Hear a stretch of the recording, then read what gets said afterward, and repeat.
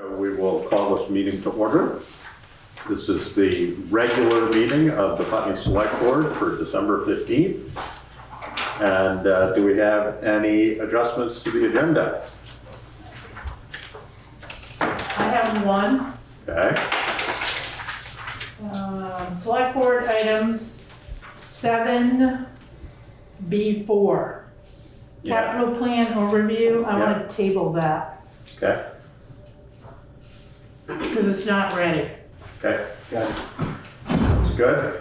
All right. Next would be approval of minutes. I have a couple of changes to the minutes, so do I do that now or do I make a motion first? Very minor. Yeah, you can make a motion and then. Okay, I make a motion, where are they? Which Uh, days are we doing? I'm sorry. We right. are doing December 1st and November 30th and December 8th. All right, I make a motion to approve the minutes of December 1st, November 30th, and December 8th. Pending suggestions. Yeah, pending suggestions. And I'll second that. All Okay. right, the one thing that I noticed was I'm being referred to as the secretary, and I think the word has been clerk. Clerk, yeah. So it's just a minor change, it's not. Yep. Is that it?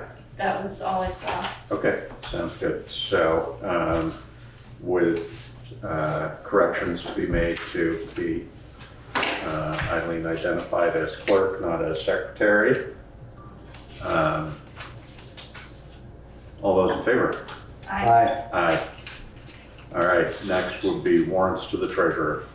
I'll make a motion to approve and execute the warrants to the treasurer as presented upon completion of review. I'll second. It's been moved and seconded to approve and execute the warrants to the treasurer as presented upon completion of review. So Karen, would you like to review for us? We will. Payroll warrant dated December 17th, 2021 in the amount of $18,375.80. No surprises on here.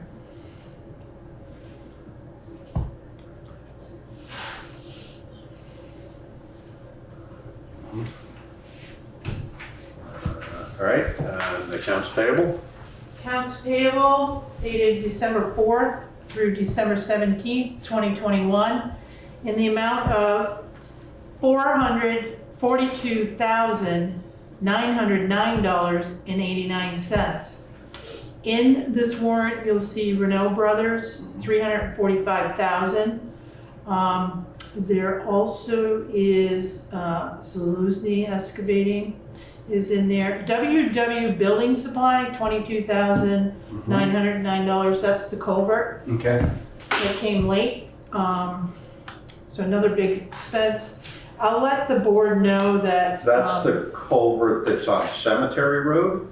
That's the big one that we're waiting on that just came. That will be put in. For Cemetery Road? Yes, the permanent one. Right. Unrelated to Renault's project? Correct. It's an 8-foot one. Yep. Just so you know, the highway department operating expenses just on this warrant was $385,121.74. So there's the bulk of this warrant. So are you including Renault Brothers in that figure? Yes. Yes. Yes. And we are assuming that the vast majority of that will be reimbursed by FEMA, correct? Right. Yes. Right. 75%, and then another 17.5% from the ERAF. The payment to Toyota Financial Services, is that one of our trucks? I would say no. I can look that one up. Hannaford? Huh? Where? $2,000 to Hannaford? Hannaford what? That is the White Whitney. They're getting gift cards Gift for cards, community members. And then C&T Firewood That's the same thing. also. That's the White Whitney Okay. request. got it. They had 3 requests in this pay rec, this warrant, sorry. I'm still looking for that Toyota thing. And Keene Monument, did we add some names? What's that for? No, Key Monument was cornerstones for cemetery plots. Okay. So, So does that come out of the cemetery budget? yeah, so what happens is people who request the cornerstones pay for them, and then we pay Oh, the they get monument reimbursed. company. Okay, yeah. Yeah. Who is Overdrive Incorporated? One at a time, please. Wait a minute. I'm still looking for the Toyota one. I'm like, It looks kind of like a lease. Oh. Yeah, no kidding. I don't know. I don't see it in here. What is that? Okay, who's driving a new Toyota? $300, huh? Oh, you know something? Hang on a minute. Did she? I don't think we own anything that's Toyota, do we? You don't. Well, we have that Yeah, Oh, truck. the town, no. So Simon's No. Operations, the truck. Oh, Yeah. That was a Dodge. Oh, no, now they have a Toyota, that's right. They went from a Dodge to a Toyota, that's exactly it. Yep. so we're paying directly Paying for for that. their truck. No, that's not it. Okay. I don't know. I can't tell you what it is because I We can't know. find the invoice in here.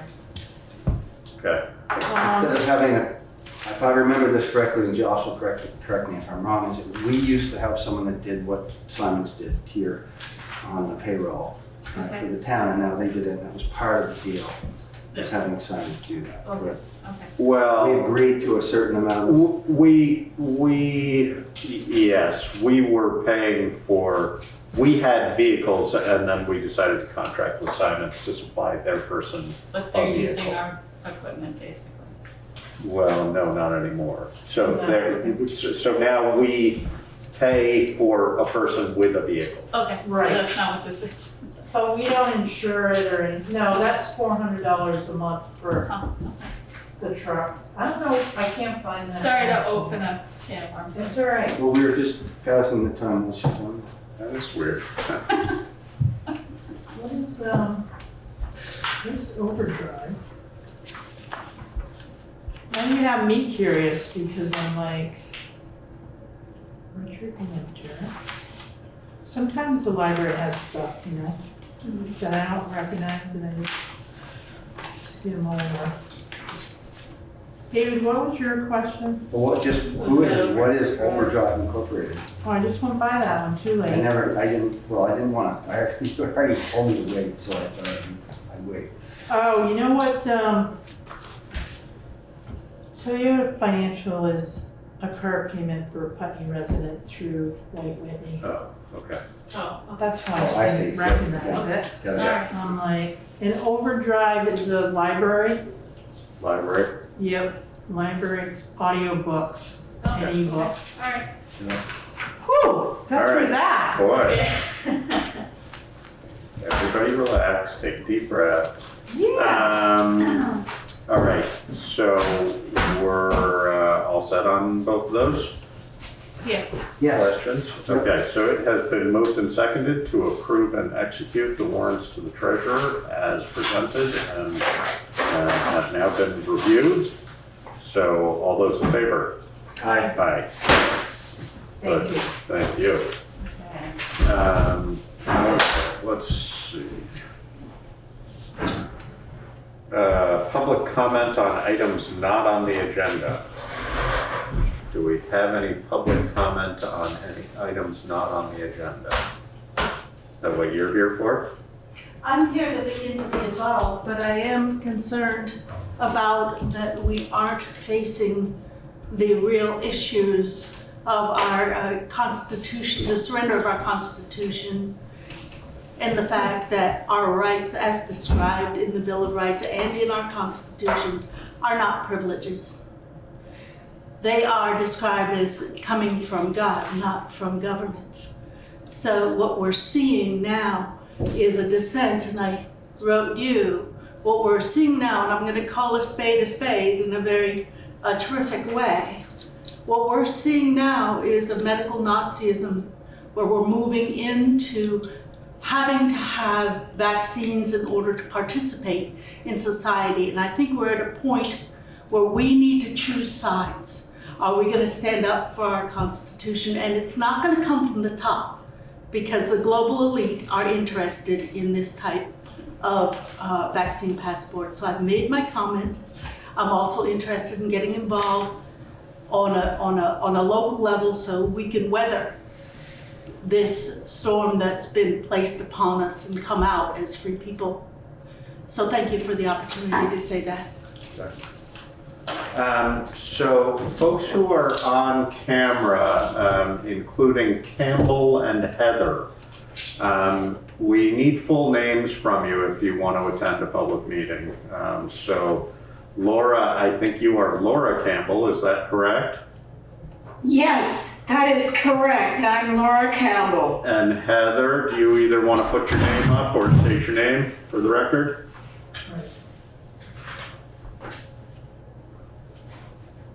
You're muted, Heather.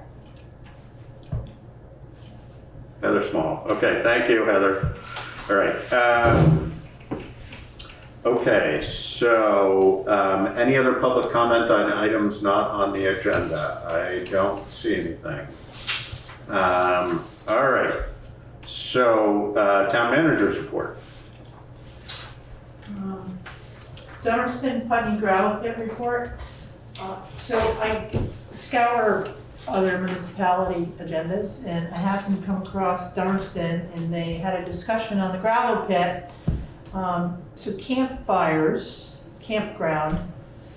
was asking Dummerston if they could lease or buy a piece of the gravel pit property for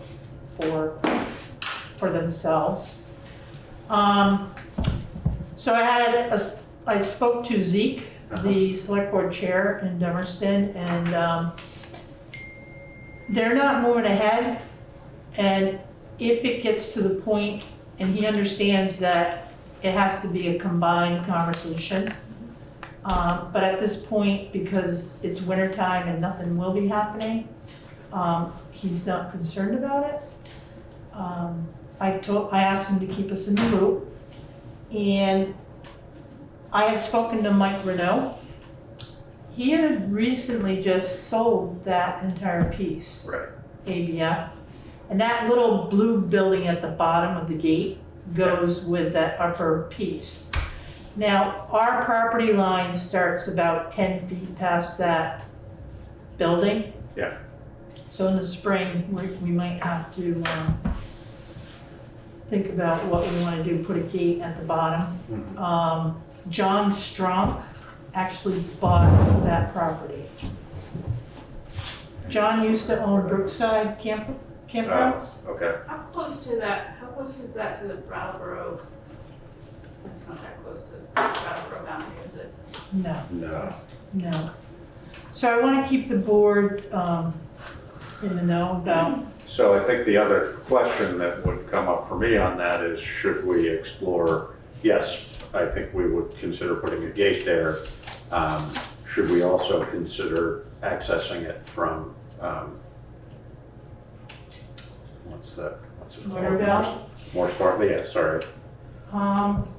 I don't know, we'll have to see how this develops. I know that Mr. Strunk is leasing that blue building to somebody Mhm. for storage, but if it becomes more, you know, we will have to just monitor what's gonna happen. Okay. Let's see. So he bought the property including the ABF property? Yes, it all went as one piece. And I can't remember, do we have a right of way We in do. perpetuity? Yes, we Okay, did. good, okay, so So- then maybe it's just a non-issue, but, It may be a non-issue, Josh, but I Yeah. just want to keep the board.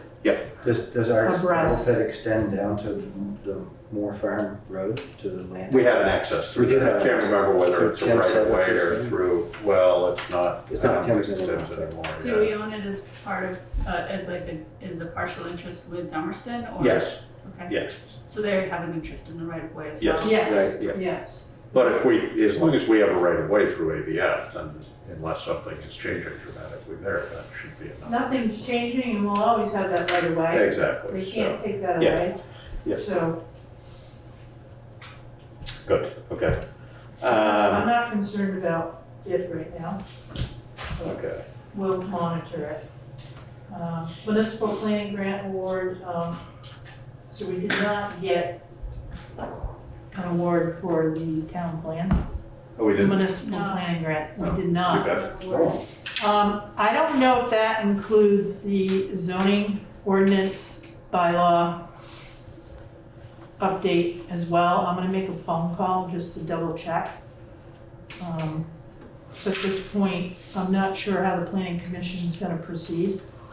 There were a couple of grants that went out for, right? So that was one of them. What was the other one? The other one was a municipal planning grant too for the zoning ordinance, That's but, weird, okay. and then there was a third one for the transportation That's what it was. alternatives Yeah. for the sidewalk. We haven't heard about that one yet. So,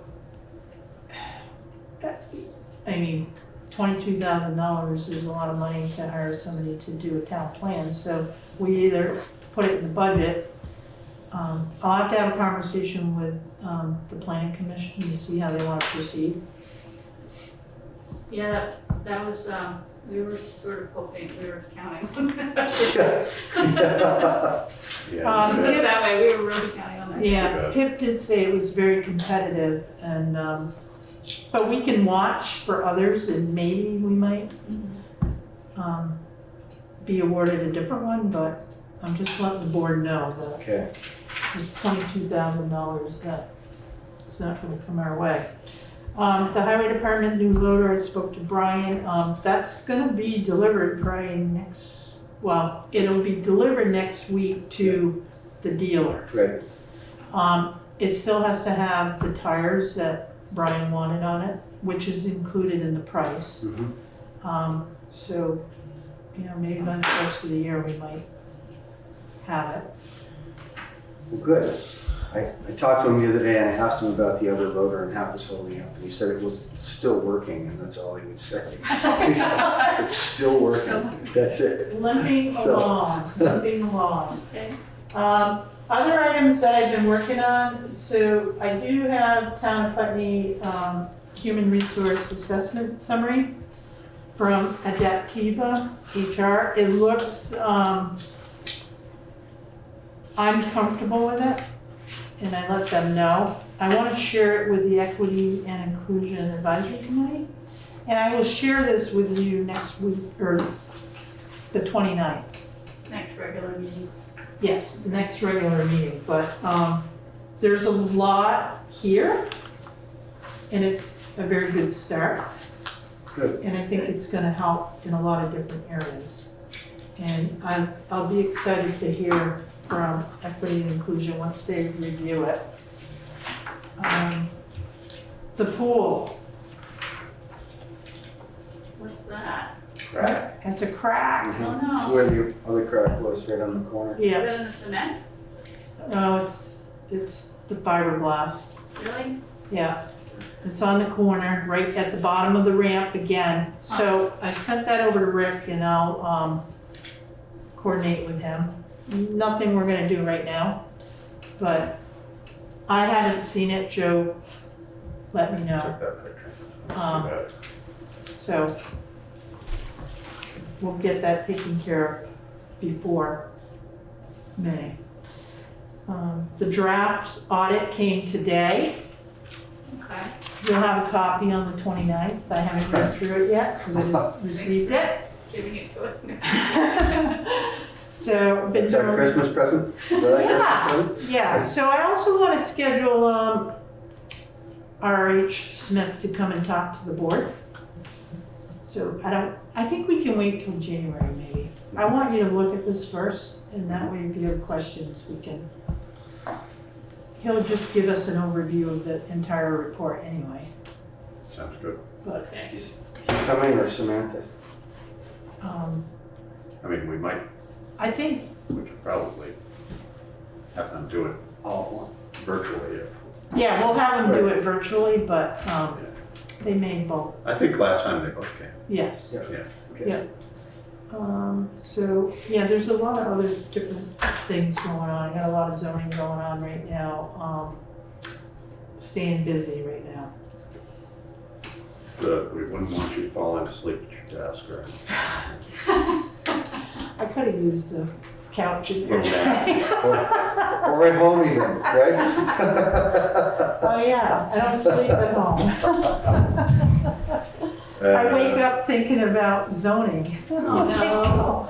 Great. George Brayley Road. Yeah. Okay, so, next, you're all set, How's Karen? that? Yeah. Select board items for discussion and action, real property discussion, 3 properties. Yeah, this was kind of like vague, and I'm sorry about that. People ask me, what does that mean? And I'm like, So we have 3 properties in town that I want to talk to the board about. And I'm gonna start out with a piece of property off of Taylor Road, which is now Herring Lane. We got it through a tax sale, Yeah. like in 2004. I Right. spoke to Larry about it. This is the one, is this the same one we've talked about several Yeah, times? Yeah, it's like 2.3 Yeah. acres or something. There's a right of way to the property, Right. and then, Yeah. So it's not on the road, it's no, off the road a little bit. No. Didn't we have an adjoining landowner had interest in that? Wasn't yeah, there? but It it did just. fell through? It fell through, so I Okay. spoke to Larry. Statute of limitation has run out, so we, the select board, can entertain a realtor to put it on the market to sell it. Fair market value, if it sells, we can earmark those funds for Something. special something, whatever. They can go into the capital reserve if we want, but we've been sitting on this piece of property. We need to get it back on the tax rolls, and right now people are looking for property. Absolutely. Yeah. So what is your, Do I hear a motion to allow for that property to be brought to a real estate agent? Absolutely. You do. Was that your motion? That's not my motion. I'll make a motion. What was Go the ahead. property address again? it is, Just off Taylor Road? yeah, so it's 0 Herring Lane off of Taylor Road. I'll make a motion to put 0 Herring Lane Road property to a real estate agent. Seconded. So it's been moved and seconded to forward 0 Herring Lane to a real estate agent. And that opens it for discussion. Sounds like Emily So would like. it's a done deal at this point? No. Okay. No, it's discussion. So are there any other options other than selling it, right? Yeah, yes, but it's a landlocked parcel, so it has a right of way, but that's not developed. So it's not accessible.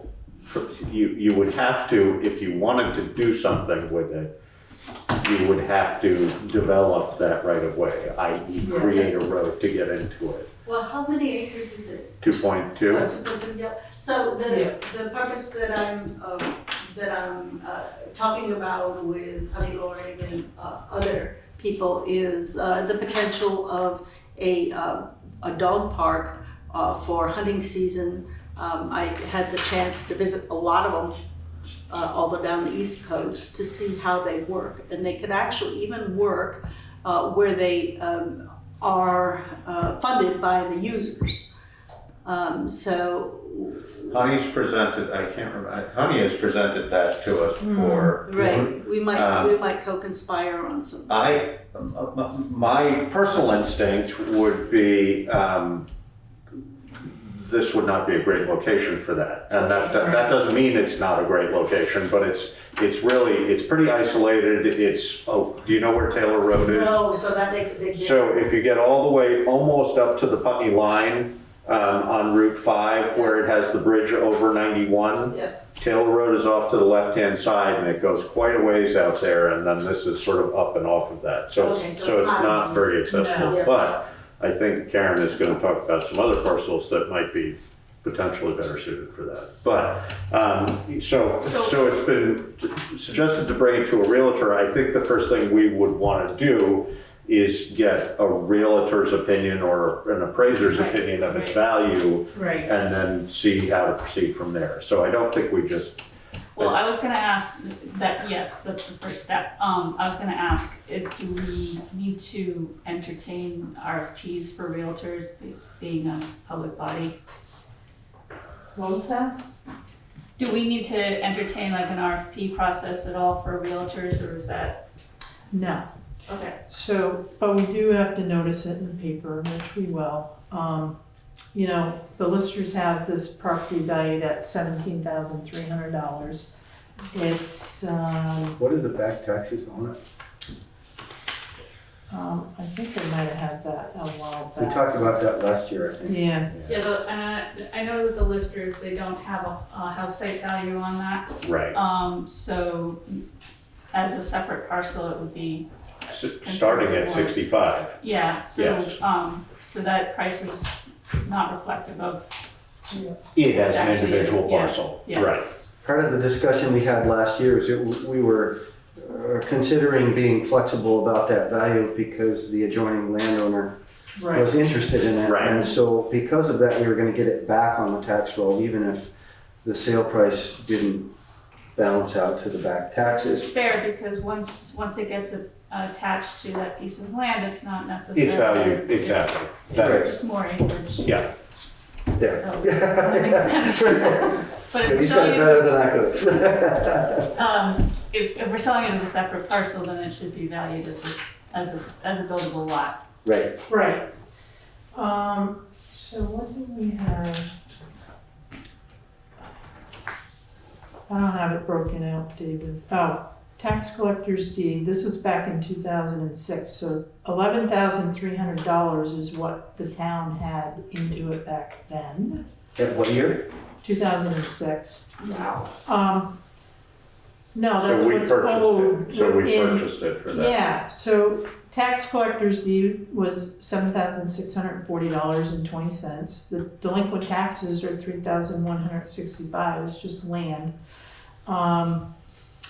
Deed transfer $250, newspaper advertisement $75, administrative fee of $250. So, you know, it's valued at $17,300. I think an acre of land in Putney, don't quote me, but I thought it was like 32,000 or something. It's the, It I valued, don't remember our land schedule. So right, and it's I'm valued not by gonna say- grade I'm not gonna say anyway. a value, yeah, I'm not gonna Right. say value, So, off the top of my head. I mean, we tried it once already when, you know, Yeah. it was pre-COVID. But now that people are looking, Yeah, I mean, it's not, certainly a good time to, it's nothing that town is gonna utilize, Right. so, And people seem to be really wanting to Still move here, wanting to and buy. their standards Right. have dropped and their willingness to pay seems to be up. And I see a lot of projects happening that, and that is a developable lot, cause Yep, it's more than wouldn't have 2 that. acres. right, And there's a pond on it, you know, it's private. yeah. Okay, so I think we, you know, get a value and Yes. then decide how to proceed from there. Okay. Sound fair to everybody? perfect, yep, great idea. Did we vote Yep. on that? Okay, we voted on engaging a realtor, oh, did we No, I vote? don't think we No, voted on okay, so, would you accept a friendly amendment to, engage a realtor to give us a realistic sale value Yes. and then Yes. report back? Okay, so it has been, moved and seconded to engage a realtor to provide us with a,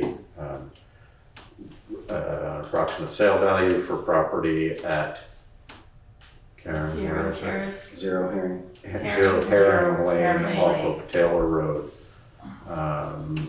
Any further discussion? All those in favor? I, Aye. Aye. All right, Yeah, next. All right, so the next two, the Bayard property, which is off of Gassett Road. It went to tax sale 2 years ago in 2019. Larry's office managed that, and And it didn't sell, or did it? no, it sold, but there was a glitch. There was no probate estate open on that property. So it should have never sold at tax sale. That was an oversight on Larry's office. So who owns, so it's in arrears and we are, No, this is the problem, and this is why I'm bringing it to the board. okay, so Gassett Road is the little road that goes towards East Putney Falls from It's right off at East town, Putney. from East Putney Falls Yeah, Road. just below, yeah. Pierce's Hall. Morgan, Pierce's Hall. Casella. Yeah, exactly. Yep, Yeah. Pierce's Hall, yeah. Okay. So Is- I spoke to Larry about it. Okay, Our options are, we return the money plus the 1% to the people that won the bid from tax sale. If we do that, then we can, Sorry, when did it sell? It sold at our last tax sale? 2 years ago. 2 years ago. So you have 1 year to redeem. Right, And then in January of this year, Larry wrote to the ex-wife or something. And she never responded. okay, There's a daughter, she's never responded. okay. So there's no probate estate open on that property. Mhm. So we can give back the money to the bidder with the 1%. If a probate estate is opened by the family and it still isn't paid, it can go back out to tax sale. But the successful bidder may lose out if it goes back out to tax sale. And how much did it sell for? What was it? There was just land because there was like a house. The structure had collapsed. Yeah, you have to ask that question, huh?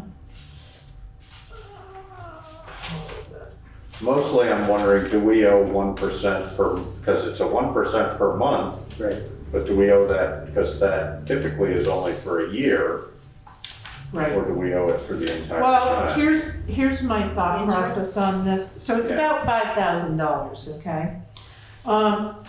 It was paid, it was purchased for about 5,000? Yes. Okay, Or the select board can open a probate estate on that property. We can do that ourselves. We can do that. It's gonna cost some money. I don't know how much yet. Mm. I've asked Larry what the cost is gonna be. Mhm.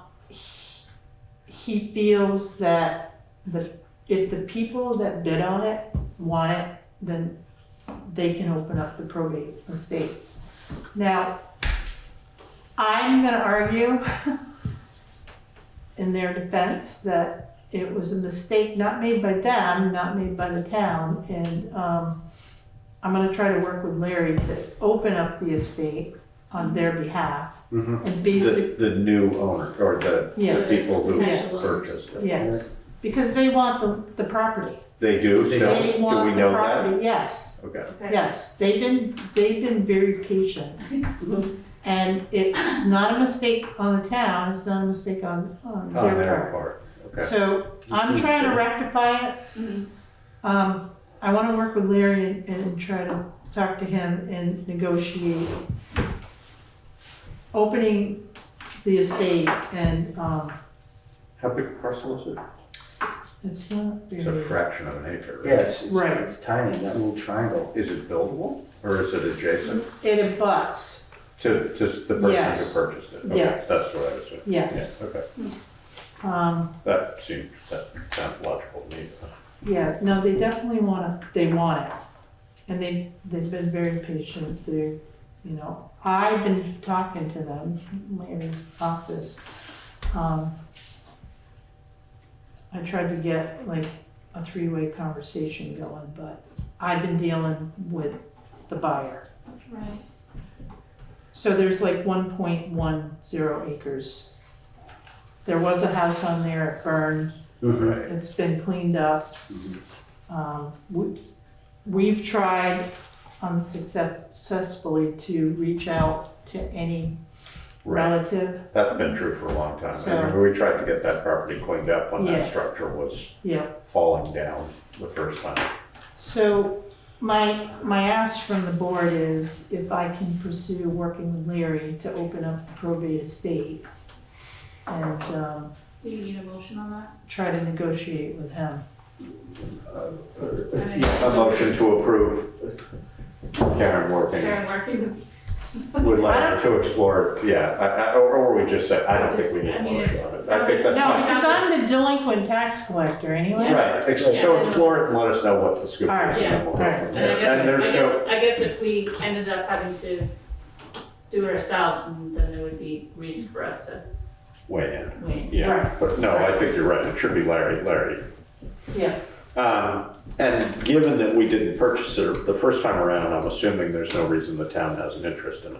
no. It has no value for I us. mean, it's a good spot because the falls are right there. Right. The swimming hole, but I mean, Dog park.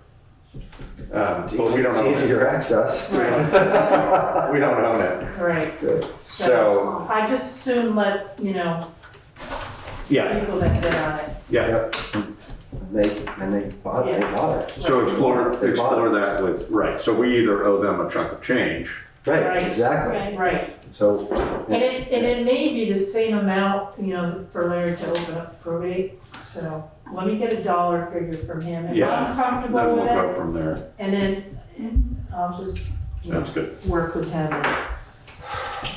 But my desire is not to have any money come out of the town coffers. Right. The third property is the Cormier Estate. It is located 21 Hillside Drive, oh, right. which is off of Sun Hill. And that is approximate, it's like 0.60 It's a acres. fraction. The taxes go back on that to 2011. Right now, the total is $10,040.13. Is there a building on there? Is how much? There $10,040.13. There was a mobile home on it that Okay. had collapsed, and we actually ultimately ended up the town ended up cleaning it up because it was a danger, Okay. and we've never been reimbursed for, my recollection is there's a son who expressed an interest, but then really does not follow it up. Does that That is sound correct. right, I've Karen? worked with him several occasions, and I'm just not sure what story is with him, the full story. This land is valued at $21,000. Again, it's a very small lot. It's not a buildable lot. No, it's not. So it's a non-conforming lot, but a butter might be interested. That's in what I it. was thinking. And it wouldn't be grandfathered for constructive, there's no septic. I mean, if there's. Right, there's nothing if it's on it not right now. buildable, that seems like a high number. It does seem like a high to number. Yeah. Yep. I'll check it out with Jordy. My request to the board is to work with Larry, open up a probate estate so we can resolve this. And that one would be on us. Yet this one would be at our expense. Do we know how much that would be? No, I asked him, but he didn't get back to me with a response, so. Same question that you have. So So it's a why wouldn't we just sell it at tax sale? Because There's no probate estate. Okay, so there's nobody to pay if it sells at tax sale. It's Well, essentially the problem. I mean, there's nowhere, if it sells at tax sale, it's not redeemable because there's nowhere for that money to go. Is that how that works? right, so they have to notify But like the all the son- relatives. Right, but the son, The son should open up the estate. He hasn't, okay, because it And he was in his hasn't. father, it was in his father's name. Right. Okay. And Yeah, that the makes son sense. has also corresponded with our town attorney on what to do, and the son still has not done that. Okay, So, so, yeah, but, What can we do in situations like this? Do we have any power to Well, it like sounds our like, time limitation to say, you know, you have a certain period of time to open up? it sounds like we can do it, I mean, it sounds like the process is to open it up ourselves. yes, And the time period that we have to wait before we can do that is, there is, There isn't well, one? I can just call Larry and say, Okay. Larry, you know, give me a price to open up probate on this property. And then, but then we put money into it and there's no guarantee that we redeem any of that. right, so it's a risk on our part, right? but if we turn around and it sells, you know, like, Then we can redeem our part Right. and the Right. taxes. yes, And or we can sell it at real estate, tax Yes. sale. yeah. Right. Unfortunately, that lot is too small to build on, so, Right, but it has value to an abutter probably. Right, I mean, whether we but get not the the, same value that it would if Yeah, it's a buildable lot, and No. how I much mean, value would it there's have? value and there's value, right? So If it's you not think buildable. 21,000 is a high estimate, then, you know, It what's it seems high gonna to cost? me. definitely, I would agree, Yeah. yeah. well, here's a non-conforming lot. If somebody wants green space and a dog park, It's too small. I mean, she was saying 1.1 acres is too small, so I'm assuming it's too small. It's also, that's not a great, I mean, not the right neighbor, but there might be, there might be an abutter that wants it, yeah, and hey, if we get $7,000 of our money back, then Yeah. that's better than nothing. Yeah. And then Sure. it goes back on the tax. And then it's return. gone, exactly, Yeah, and then which it's is the gone. ultimate goal. So, Yeah. yeah, Derek is in a butter, yeah, Fitzpatrick is in a butter, and then Starbuck. Bach, Stay back. stay back. David. There we go, there's no R in there. All right, so do we all agree that Karen should pursue that with Larry and see what the best way to approach? I mean, I think we more or less convinced Larry to tell us what to do with it. Right, Right. And what the most effective way to do that is gonna be. Yeah. So, all right. And again, I'll just, if I think it's over the top, I'll bring it back to you. That's good. Okay, All right, thank you. okay, so that's it for real property? Yes. Okay, so town meeting preparation, articles for town meeting. All right, so in your packet, you have a calendar. And I'll just keep you like with important dates, okay? January 26th is when we should have the warning and the budget ready for approval. So that's our deadline, okay? And then there'll be others after that, but that's our first major crunch. So the articles, I have a draft in your packet for March 1st, 2022. These are gonna change, okay? I Yeah. expect we might add some. And we're assuming it's gonna be Australian ballot, or do we still not, is that still up in the air? It's still up in the air, we probably won't know until mid-January. Is that still legislative Yes, action? yeah, that's, So until they reopen. yeah. Yeah. We have the Putney Central School for March 1st, if we actually have in-person town meeting. And then I tentatively reserved the library for public informational yeah. meeting, like the The- last the week weekend of before. February, Yeah. yeah. So, there's really nothing to like say about the articles yet, because I suspect they're gonna change. So we have the one non-binding article that was submitted. We now have a submission of the article, of the petition for an article related to a 5-person select board, is that correct? That is correct. That was submitted today. And Okay. that We have one, 2 petitioned articles so far, right? All right. Yes, Yeah. but one is a One's- binding article one's and binding, one's one's- not. Right, one Yeah. is binding, one is non-binding, so, And then there's a note down at the bottom of this cannabis. oh, yes, Has so, somebody that one submitted is- the petition for that or not not yet? yet, but there's a potential for that one. Yeah, I've added, property taxation on alternative energy sources, and I'm gonna elaborate on that a little further. I wanna ask the board about homestead late filing fees. So when people don't file their homestead exemptions on time, Yeah. towns can assess a penalty fee. And I spoke to Jordy, and he says it could be as high as $15,000 if we were to, the income from that. the could be income, the as revenue high as- income from homestead exemption late Late filing fees could, So the downside of that, from my perspective, is that folks who are filing homestead, HSA, homestead, or whatever it stands for. So there's the homestead declaration, and then there's the HS 122, which is the income sensitivity piece. Right. Most people who are getting that payment have an incentive to get it in.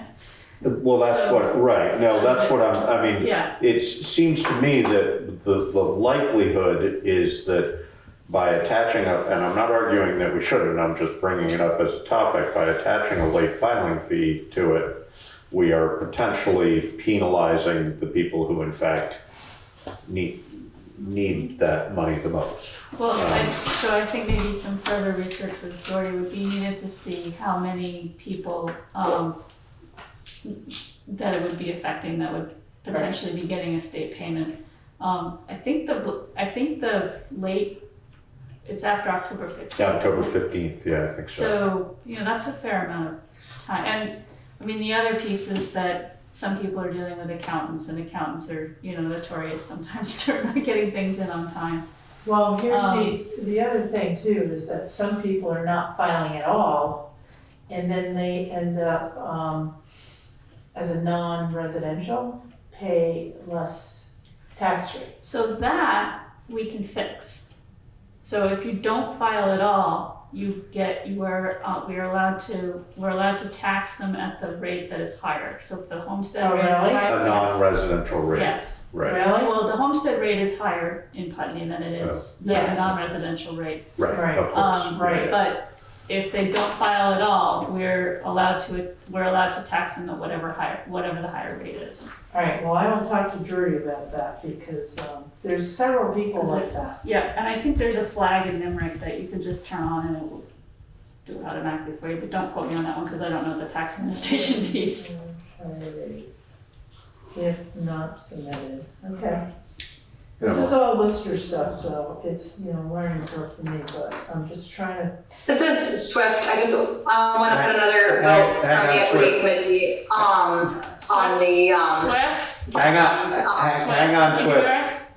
I had already called on Emily, sorry, I don't know whether you had heard that, but Emily, go ahead. I wanted to ask, you mentioned that there was binding and non-binding methods of putting in articles, and I wasn't aware that there was any possibility of having any binding articles. Could you explain how and the difference that happens? We actually have an explanation right here. Okay. Very basically, articles that would be approved as articles that are binding are related to specific decisions that we are statutorily allowed to make as a township.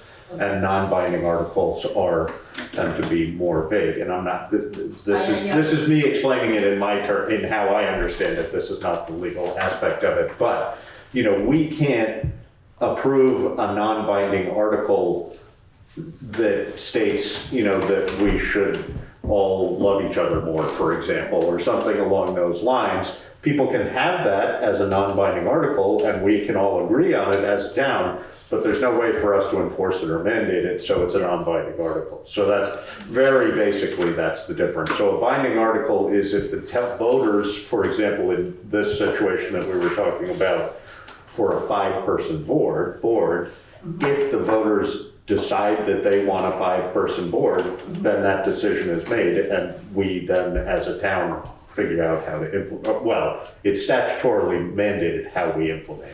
Okay, so let me get back to you. My understanding from your explanation is we can do a binding, something that will bind the select board as long as it's sort of confined within Putney. We cannot bind our representatives to do anything, or our, our state government to do That's a anything. little broader than I was looking at, but yeah, I think that's essentially, I mean, I think Okay. that's a way of looking at it. We can't,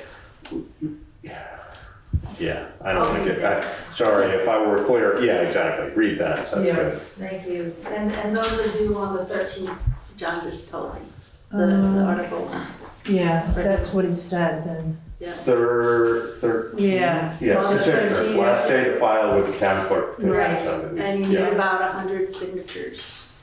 Yep, Get them on just in case anybody else wanted to know. Yeah, right. all right, Swift, I was just gonna put another bit of weight behind some concerns around adding fees for people that might be lower income. If they're already, if it's around the Homestead Declaration Act, just what you were saying, Josh. I would want to maybe make an appeals process with them, or making more hoops for people to jump through. right. And more work for Karen.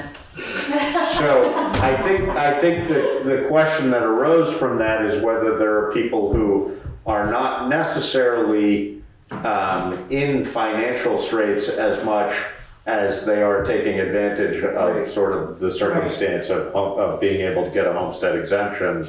So, if that's the case, making it harder for those folks is probably not a bad thing. Exactly.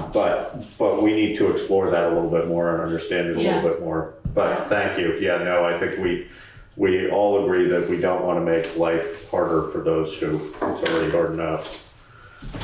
Can I make a comment on Article 11? Article 11, yes. So we had a discussion last week about grant money Oh, right. and having it in the budget Yeah. versus not having it in the budget. Yeah. I spoke to the auditor. She explained to me what we want to show is the match only Right. in the expense side. And then we can explain it. Right. And Article 11, she goes for transparency. Right. What Put you it- should Put do, it in here. you put the article Yep. and let the voters vote for whatever it is. Up or down, right. Correct. Yeah, So that's what I did on Article 11. Okay, so in that article, would we be raising that money regardless of whether we got the grant or not? Or should we put do we need to have that word in the article as well? Well, this is what would happen. So that's $75,000 as it stands right now is in the budget, in the general fund, okay? proposed. Proposed. Yeah, And if it doesn't pass, we would take that out Okay, and reduce that budget by that much. okay. but. So we're implying that we don't want the grant as well, or? No, But if it passes, no, but if it passes and they approve the money and then we don't get the grant, Right. then do we spend this, then does this 75 get spent on radios anyway? Or, I mean, I think that's, Yeah, No, it wouldn't because, so if we didn't get the grant, because he's looking at like $300,000 worth of radios, right, yeah, right? So if we didn't get the grant, we'd still be raising that $75,000 in the budget. right, so. Yes. I think what I'm hearing as the important part of Eileen's question is, do we need language in here, essentially that says, shall the voters of the town of Putney authorize and appropriate a sum not to exceed $75,000 to be used as a match in the event that a grant is, Right, and I Received. can put more language in there. well, just, Throw it in there as a placeholder. yeah, no, and I think that's fine, but I think we need to be clear that we're not suggesting that we spend $75,000 on radios if we don't get that grant. Right, or that right. they only cost $75,000. Right. Yes, which we all would hope they would only cost That would be nice. $75,000. Or less. Or less. But We're given gonna have that that they don't. conversation some more. Yeah. Yeah. That one is, it's a big number, Yes, and, no, I think that's, But the point is, it's important that here and the voters Yes. vote on that, and that was the point. that is the point. Right, exactly. Yeah. yes, Right. but I also think, and I agree with you, this makes perfect sense as a placeholder, but we should clarify the language in Yes. that. We should be prepared to explain it properly Right. in a Right. meeting, but we should also, if it's appropriate to have it in the article, it should be in the article, because I think we've certainly had articles in the past Right. where we propose spending money, but it's contingent upon X, Y, or Z. Something. Right. So, I mean, for example, when we did the gravel pit purchase, we agreed, or no, I think the most recent one was the fire truck. Right. Yes. If Right. we, Right, I Exactly. can't remember what the But condition. it was the language of, like you just described, that yeah. In the case of In that X, then we come to So- one. if we could get a loan for less than Exactly. 1.5%, 2.5%, whatever it was. whatever it was. Yeah, yeah. And Larry's going to vet all of these Yes. articles anyway, Yeah. so they're clear. Yep. But this is just a start, just a draft. Draft And a good number one, and thank you. And cannabis too, I don't know what's gonna happen with that. You might see an article, at town meeting on that too, but. And Now, is that the- also a potential revenue source? I saw Good some question. newspaper articles about that. The state hasn't made any decision yet. The towns weren't at first getting, A local tax. yeah, it was a very low amount of money. I mean, State was getting most of it, but it looks like they're switching their mind on it. So- well, we don't, and I'm not sure how this works, but we don't have local business tax No, at all. Right, So, I would think there would be a question But I- statutorily whether we were allowed to do this. And the only example I can imagine is, and I don't know the answer to this, is if we had a liquor store in town, Right. right. would we benefit from that? Because I would assume it would yeah, I be don't know. pretty comparable. I don't Yeah, know either. I was So, just, cause I saw, and I don't know the details of the article either, I didn't read it, I Yeah. just saw it, I saw I it as know a. about that. Just make your own, right? You don't need a store. Bathtubs at 4. It's like, I hear nothing. I see nothing. all right, As long so as it's less than anyways, 12 gallons a year. Article 7 is kind of the same thing, that one may change. Lori has her hand up. Lori? Sorry. Hi, thank you. I wanted to go back to address the discussion about the homestead declaration that's due annually on April 15th, and the property tax adjustment form, which is separate, which is also due on April 15th. I would just advocate, I know you said you're going to do more research, and thank you for doing that. I would just advocate that, because even if a taxpayer files for an extension of their taxes, there's still the availability of the town to penalize anybody that files for that after April 15th. And that's just really inconsistent with any other extensions that happen with taxes. And I think especially in the last couple of years, since tax deadlines have been extended in some situations, but not all, I think people are in just a state of flux. Right. So I'm a voice for not penalizing people for filing those documents late. Yeah, I believe it's I believe the late, October 15th. yeah, it corresponds with the IRS's extension Right. deadline as well. But thank you for bringing that up, and we'll, Yeah, Well, I would just revisit caution this. you to pay careful attention, because it's actually, I think, a little bit of a misnomer. I think that the deadlines are clearly stated in the statutes that those are due on April 15th, and then that the towns could penalize anything after that, even if a taxpayer files for an extension of their state and or federal taxes. The property taxes are definitely separate. So just make sure when you're doing your research that doesn't disappear. I failed to come across your radar. Okay, thank you. Thank you. You're welcome. Okay, so where are we? Articles for town meeting. Anything else on articles? Article 7 is, 6 is Right. brand new. 7, I threw in there, and I'll explain it in the budget, and I don't know, it may come out, it may change. But it's a work in progress.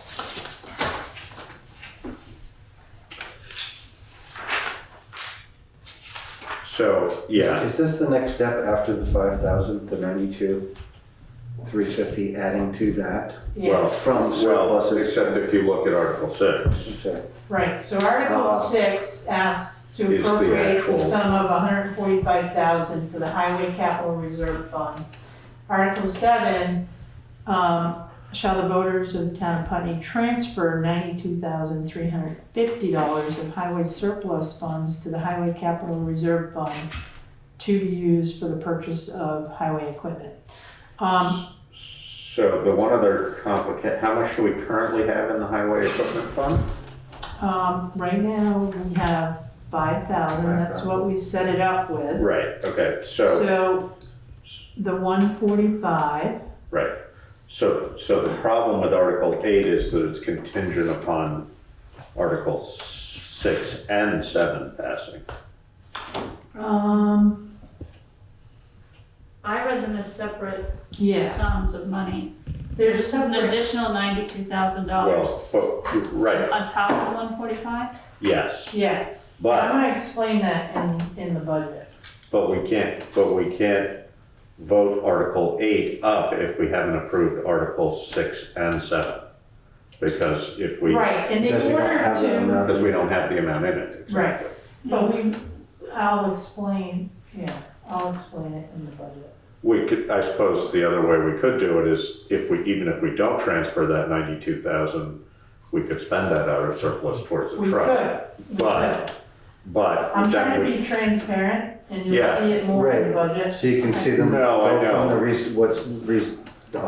surplus to reserve, I'm just, to the equipment. I'm So you're just saying- concerned that Article 8 is potentially voting to spend more money than we would have in the Highway Equipment Reserve Fund, and I understand the desire to be transparent, and I'm all in favor of that, but I think we just have to think about perhaps the wording on it. Right. I'm not sure. And I think Yeah. I'll work it out with Larry, Yeah, so.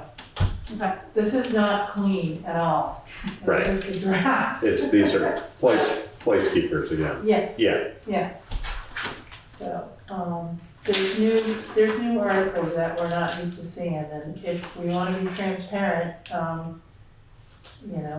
I spoke to the auditor, and this is how they're directing me. yeah, no, this totally makes sense. We Yeah. just have to, Yeah. 2 years from now, if we have approved 145 and 145 next year, Right. and then we decide to spend 175, we're all good. But Right, if they say, right. no, we don't want to spend 145 on the reserve fund, then we can't obviously spend 175 out of it in order No, to. you can't. So No. No, but we could potentially still raise them. I mean, we're basically moving money into line items and then expending it, Mhm. right? So, And that work has to do with how much money you want to leave in the surplus so that Right. Brian can operate, Right, considering the kind of year we have this year, might be a different percentage than Yeah. it was that we thought about last Right. year. and this Right, is so that's going why, to affect how much comes out of the surplus and goes into the reserve. yeah, and so I'm not, those are the numbers you're Yes. still working with. right, I'm not comfortable Right. yet with that article of 92,000. Yep. Because I need to see how it's gonna look. But if Article 6 got voted down, even if Article 7 got voted up, we still wouldn't have enough money to do Article 8. So, yeah, no, we well, just need to. it's the it just- highway reserve fund, I think, that's catching you. I think what would ultimately we would be spending 175.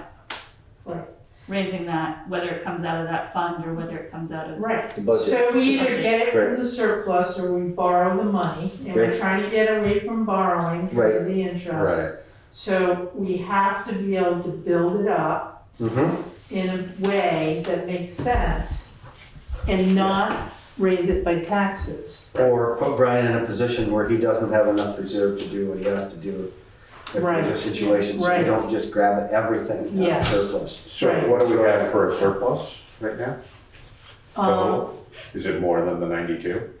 yes, it's a lot more, Okay, yeah. so, okay. I don't have that number So with me. we're, Yeah. we're insulated because We of have the to number. have a certain amount in surplus, Mhm. right? Yeah, Brian's budget is really good and he has plenty of surplus. He's like sitting We- really well. He's done We that. don't really have to have surplus. We desire to have surplus. Right. Exactly. Okay, And we do currently, that's not a but requirement. it's not a requirement. Okay. No. It's not a requirement, but it's a It's safety good net practice. Okay, in case something happens and we have to have it. right, It's the same principle behind having the reserve fund instead of just borrowing. yeah, It's the Right. same idea, that we can do whatever we need to do right if now we need because it's to, there. yeah, Yeah, If something breaks and we need it, there's the money. yeah. right. Yeah. Yeah. Okay, I know it's a little confusing right now. It's early in the process, but we'll clean it up and All right. Anything else for articles? We good? no, I think we're good now. Okay. you did have Article 9 here. That Oh, one's, yeah. that one's in red, but, I wanna do a little more research because, I wanna make sure there should be like a certain, kilowatt Yes. listed in here. Well, especially since statutorily, I don't think we can, well, I'm not sure what. I'm not sure. I don't know, I think it's changed, but, We did Yeah, I talk think about this that's- last year, and yeah. it was a cutoff. Yeah, Yeah. Yeah. There's definitely a cutoff that we already have in Putney, I think.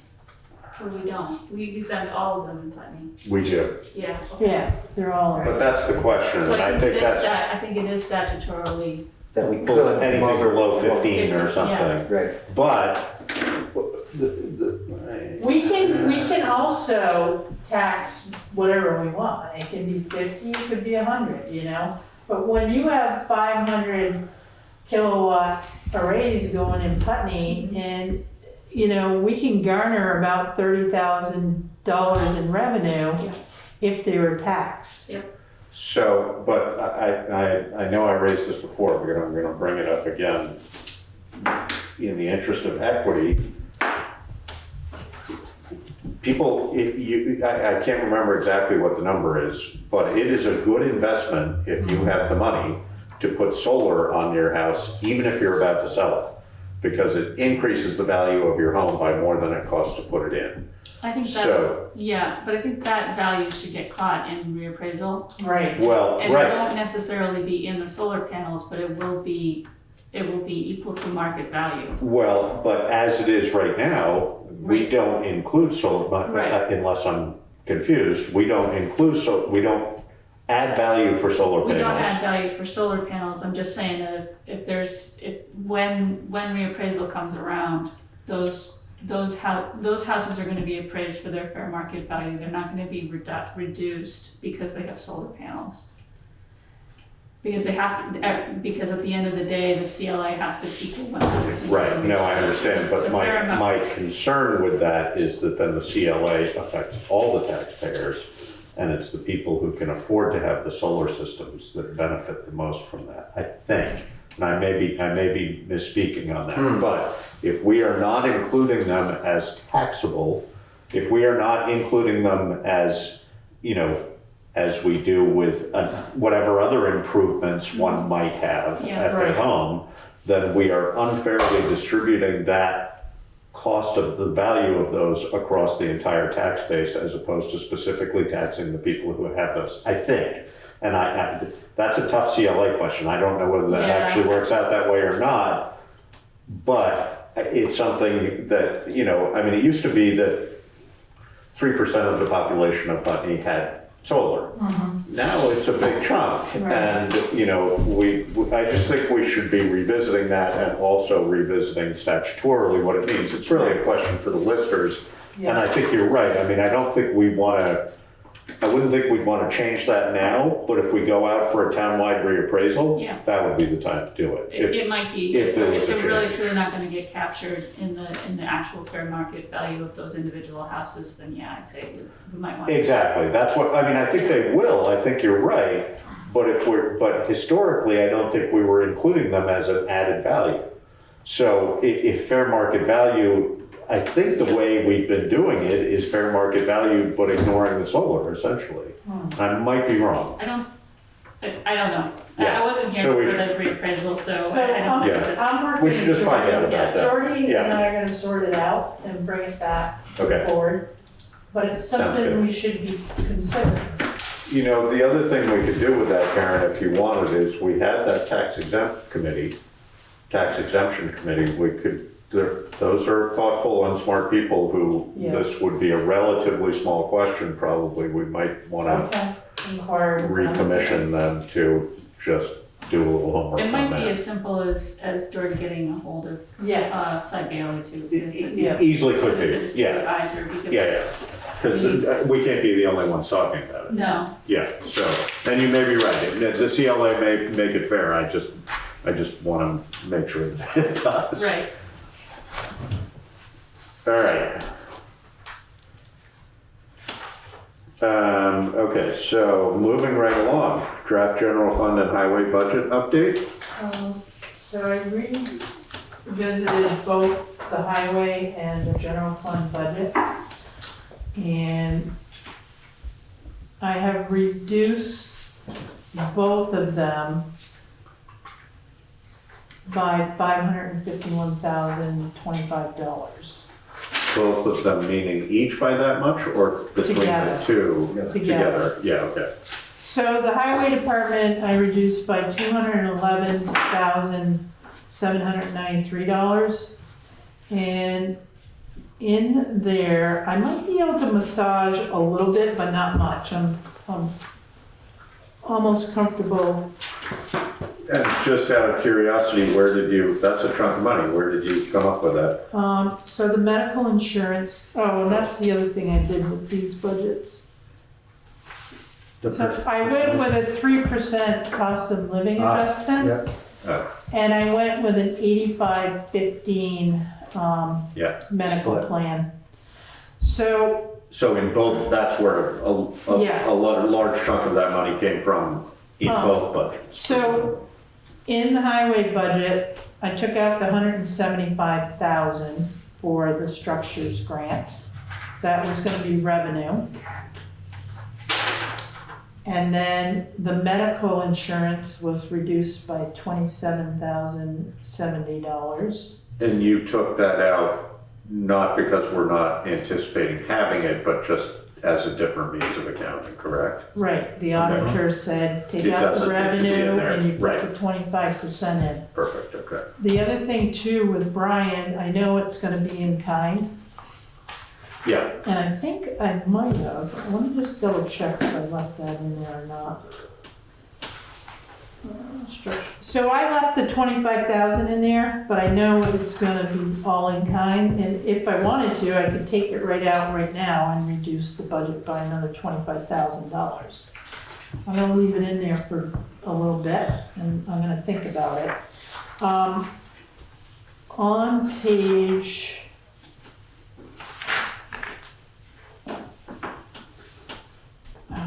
all right, on page 5 at the very bottom, you're gonna see the 145,000. Yep. this is in highway fund. Yes. Oh, yeah, yeah. For all you folks on Zoom, the packet is online on the website. I probably should have said that earlier. But the budgets are in that packet. So I put the 145,000 in there, and then to offset, we reduced our debt in the highway department by like $47,000, okay? Well, a little more than that, probably like 51,000. So I took what? By paying off vehicles. Yes. completion. Yes, Yeah. so we had some payments drop off. So Right, yeah. I took that money, I subtracted it from the 145,000, and that's where I got the 92,350 for the Okay. surplus. Got it. So what I Look did, at the other way. yeah, I'm Right. offsetting and not raising taxation. And I'm gonna look at that and just make sure I'm comfortable doing But, that. but we're still asking for 145, which would increase taxation, obviously, but presumably to benefit Increase it, everybody right. going forward. Right. Right, but it's offsetting. So the thought that comes to mind for me is, again, going back to look at what the surplus is. Yeah. And thinking of it the way you're thinking of it and thinking of it from the other side. And see where we land, see what Yes. percentage we have left in Right. surplus Right, and how that affects yes, this curve right, of because I putting money want away a for the year, reserve fund. right, And what year does it land us at a place at the 145 a year, if that's a figure we're comfortable with, yep, where we're not going to have to borrow again? right, No, and actually, I mean, Yeah. pertinent to this discussion is, to offset inflation discussion today in the Fed about increasing interest rates pretty significantly. Right, So, which we all know has been Right, right. coming, it's just, it's here, so Yeah. this is good timing. I think it's really good we started talking about this last Yeah. year and Yeah. got this moving. Yep. because we can be in a very good position in like, probably 2 years, 3 years. Right. But Yep. I wanna look at this a little further, so Okay. this is a draft number 2. Yeah. We're not done yet? No, And the important thing, and I know we have this in the capital spending schedule, but, the important thing is to look at it 3, 5, 10, Exactly. 15 years out and see what it all means. 'Cause- I meant to have the capital plan ready to review tonight, but. Yeah, we no, that's don't have fine. time. Yeah. So the thing I want to say about that is there is a schedule for trucks and there's a 10-year Yes. lifespan. Okay, so I gotta look at that again because I know we pay 5 years and then, Don't pay 5 years. Right. well, not supposed to be paying for 5 years. So I just want to make sure that schedule, we're sticking to it. Right. And maybe we look at, well, maybe can we extend that to 2 more years? Or even 1 Or year. even. Or yeah, one exactly, more, Even 1 year. right, right, Because we don't want to go past that tipping point where then we're keeping the Right. truck and we're spending so much on the maintenance and repairs that it's more expensive than even the interest on right, buying a truck. right, And we bumped into that before. yeah. So, And the other part of that is when we get to that point where that extra year, same thing, where that extra year, but the other part of that equation is resale value. right, and, Market value. right, we want trade-in value and timing. Because we thought buying a piece of equipment like a loader was quick, we could just go buy it. It didn't work out that way. Right, We know a truck isn't that way. right, You know a truck takes Right. a long time to Yeah. get it outfitted. Get it, So, set it up, yeah. so another year would be great. Two would be fantastic. Yeah. It probably really depends on the piece of equipment, the kind of weather we've had and what it's been used for. Like the Right. last truck that was a salt truck and was probably Right. really not worth fixing up. Right. Maybe there's a truck that has a lighter duty, or Yeah. for whatever reason, we had a couple of relatively easier winters, Yeah. or who knows what.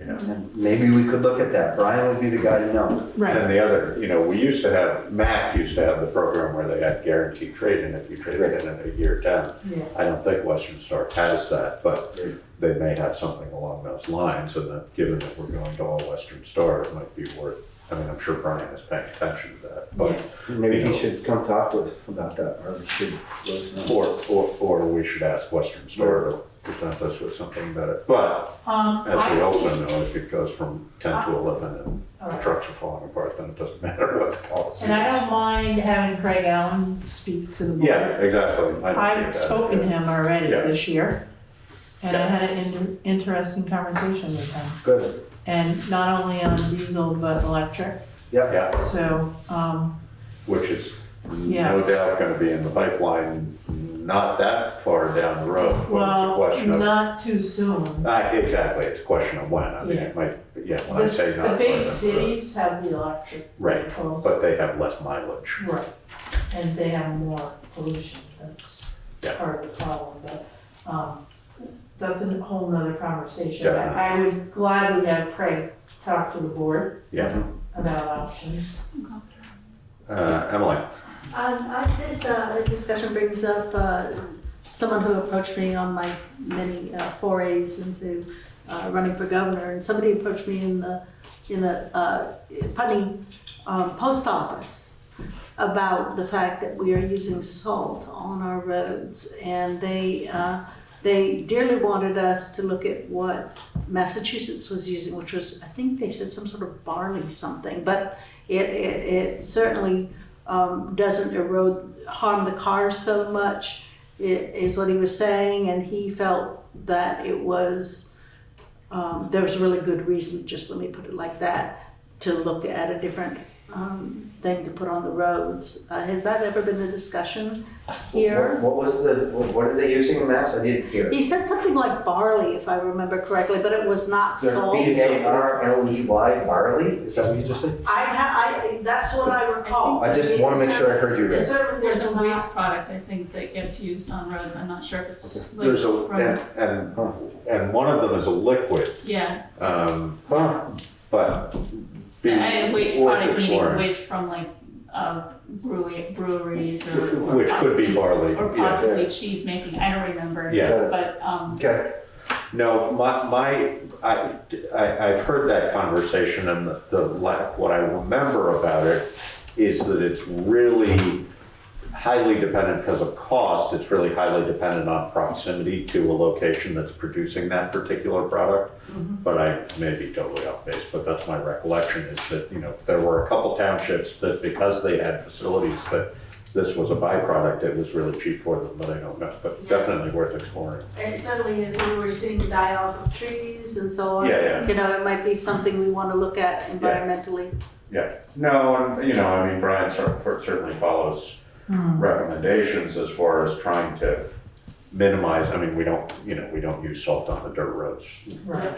And we're careful as we can be, but, the flip side of that is, if we're not providing safe roads, that's a liability for us. So, but yes, certainly worth exploring other options.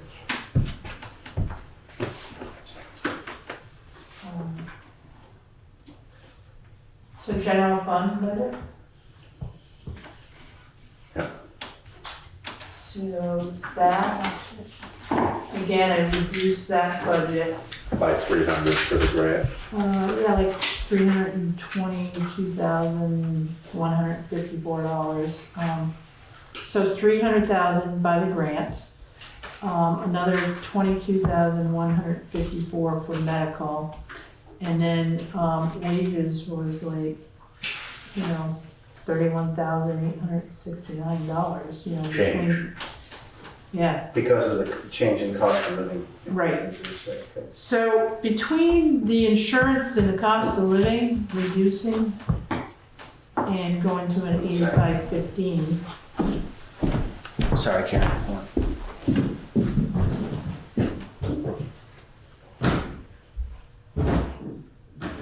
All that hot air blows mask.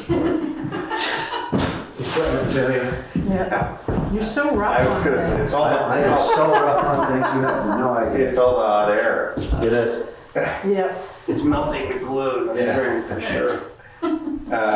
so between the medical and the wages, $59,448 was reduced. And we unfortunately have to be honest with ourselves about that, and the reality that is a decrease in benefit to our employees.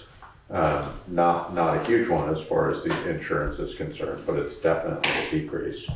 And we're looking at a lesser increase for cost of living than we were considering. However, a 6% cost of living increase is really very significant. So, I think we just need to be clear about that this is something that if we're considering it, there's a benefit to all the taxpayers, but there's definitely less of a benefit to the employees, which is unfortunate, but.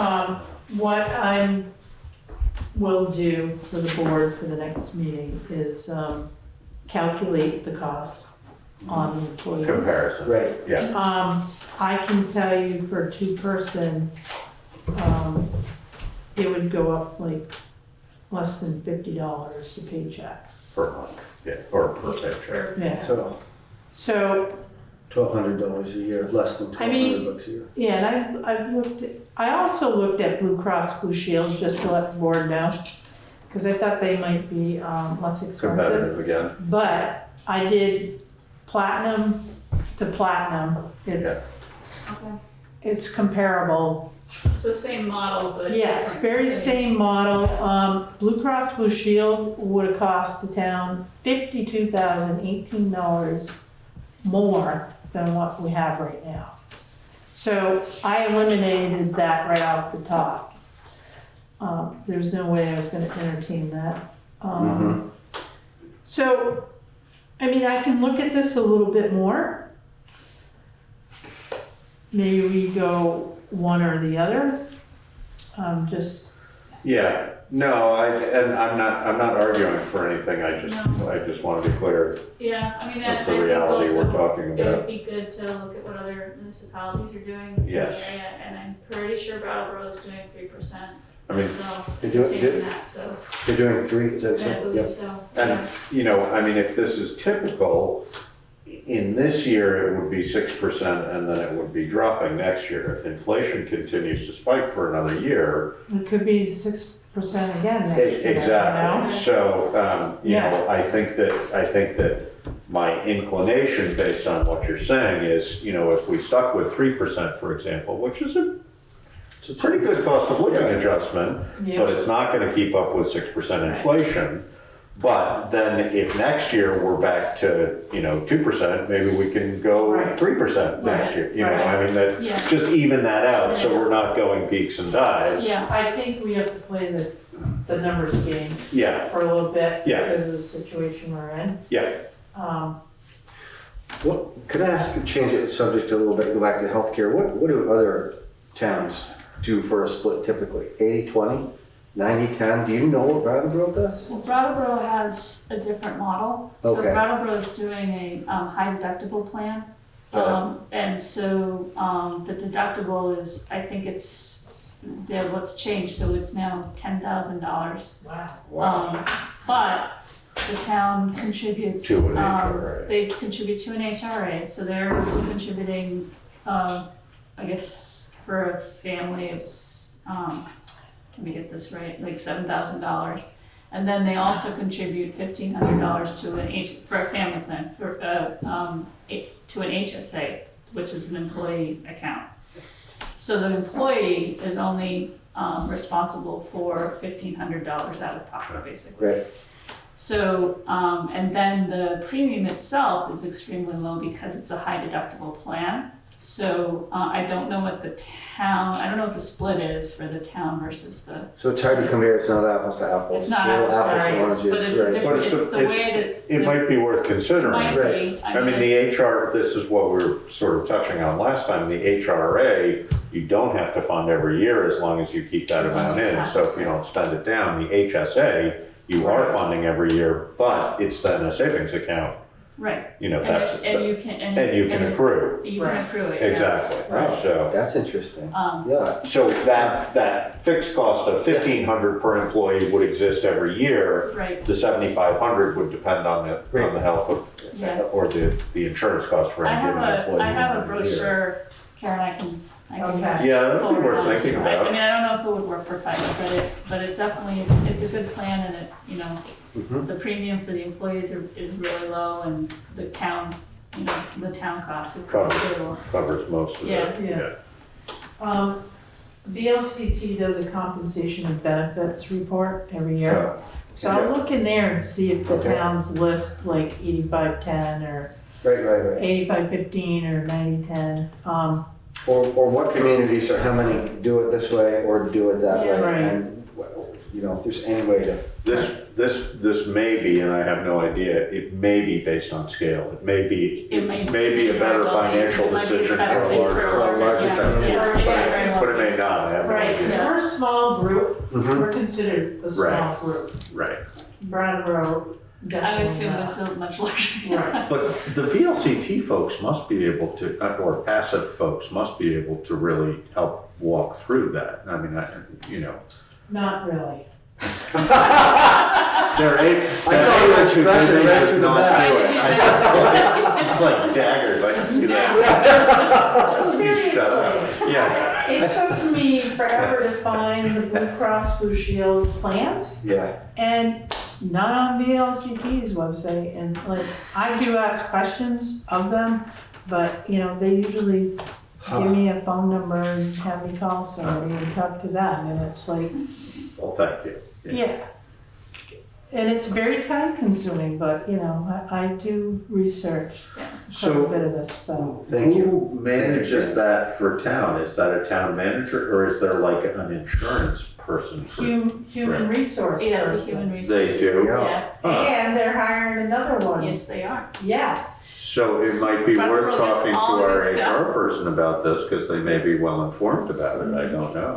Yeah, they might know more, they might have that, resource That'd be an in interesting there. question. I talk to Sally Nix Did a you? lot. Yeah, Yeah. she's very helpful when I have questions. So I'm very grateful for other municipalities. that Yeah. I have questions and I can ask. But Adaptiva might be Yeah. helpful in this discussion as well, if you have. Right. That wouldn't have occurred to me, but it makes sense. Yeah, Yeah, yeah. so, Emily? This is a conversation that I'd like to find room for, and this may be the spot. I'm looking to see whether we can discuss how we can distribute vitamin D, zinc, quercetin, and vitamin C. It's been shown definitively that that number one, we have a broad deficiency of vitamin D, and that these supplements are super preventative of viral infections like COVID.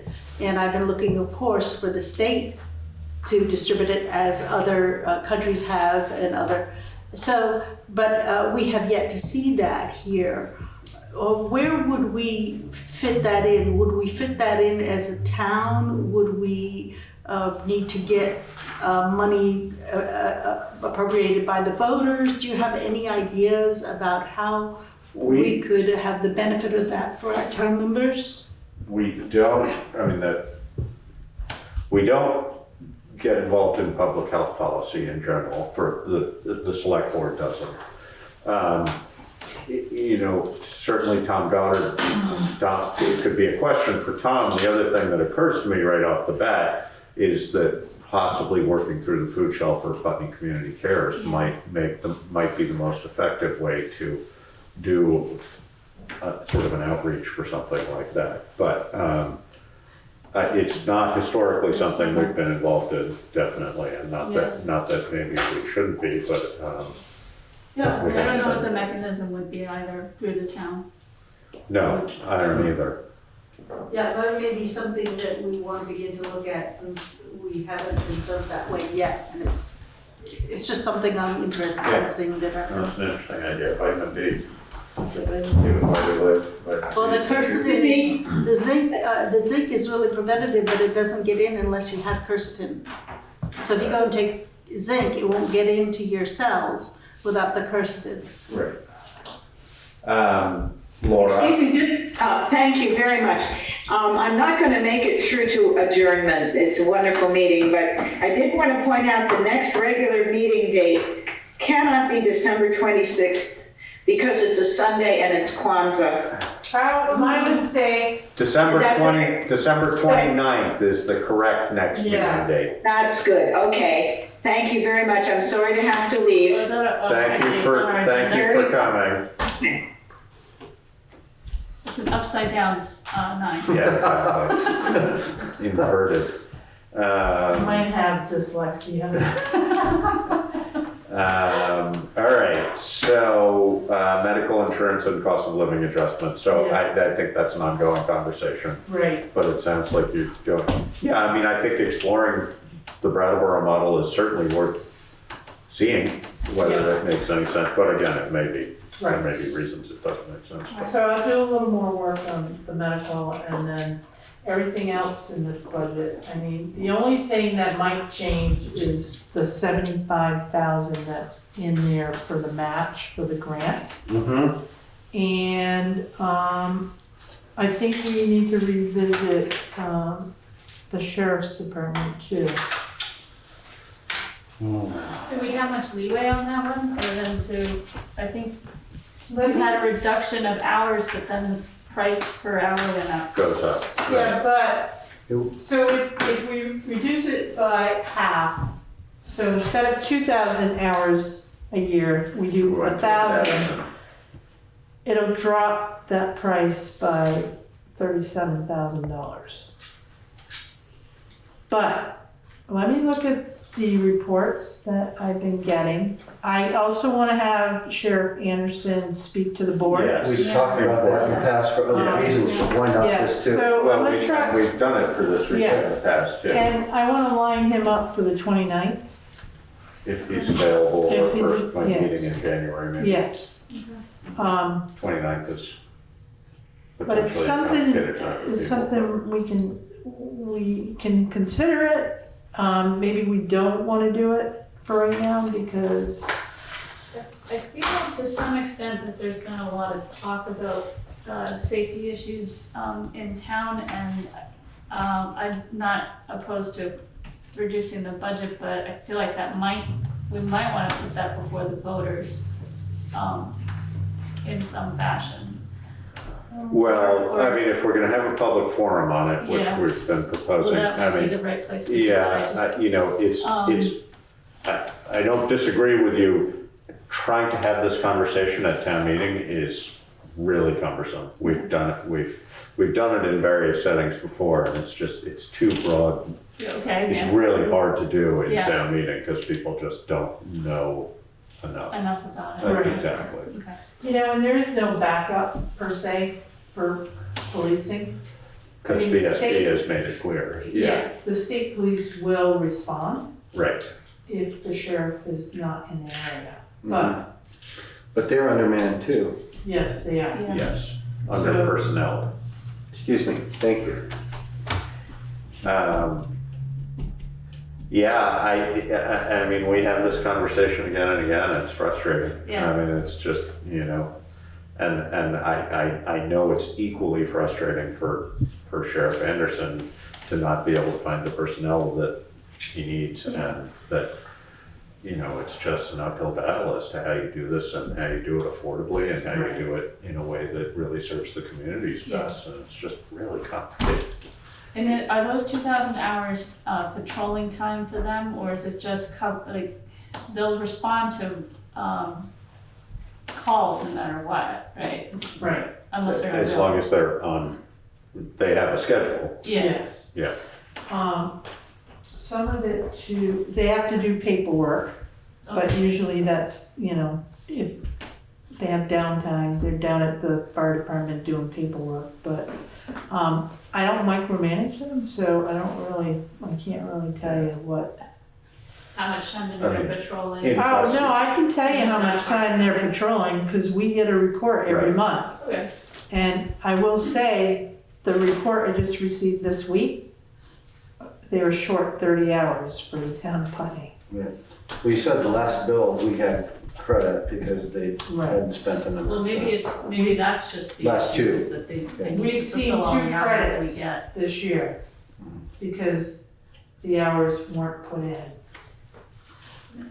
Mayor? Yes.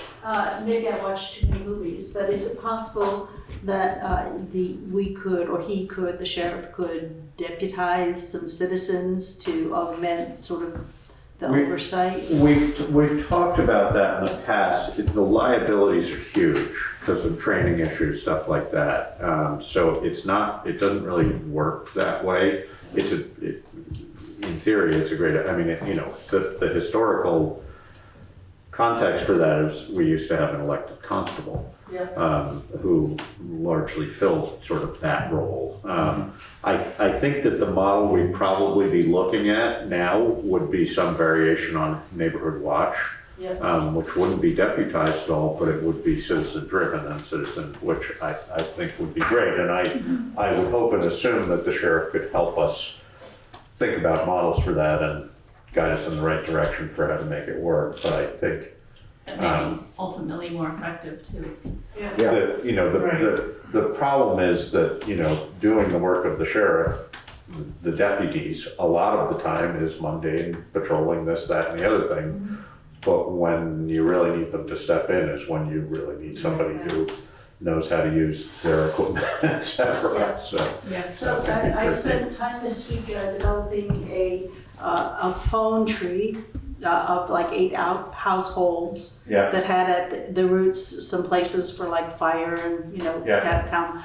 And my intent is to begin to go to neighbors and to ask them if they're willing to be connected this way and give them each a copy. I've got a couple of neighborhoods that I'd want to start, and I didn't get it printed out for you, but just so you know, that's something I'm interested in seeing if I can put some boots on the ground to do. Well, and the group, as you may well know, the group that did a lot of that last year was Putney Mutual Aid.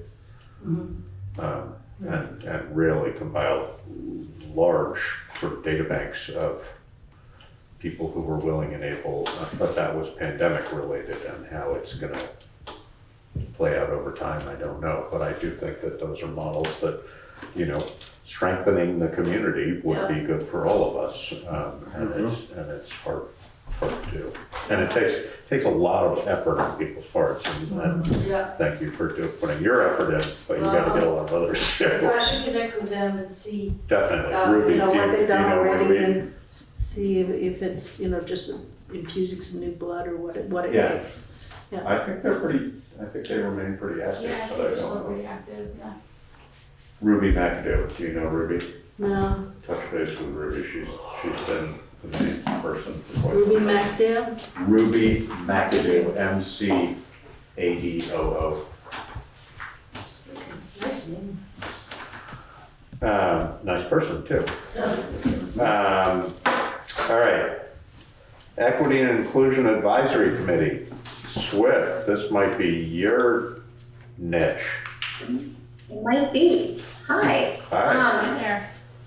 So, Tress was supposed to be here to talk about this first piece, but she is not. But I can do my best. So, she has been working her butt off. She has been contacting pretty much every business and organization in Putney and talking to them about what they have been doing in relation to equity.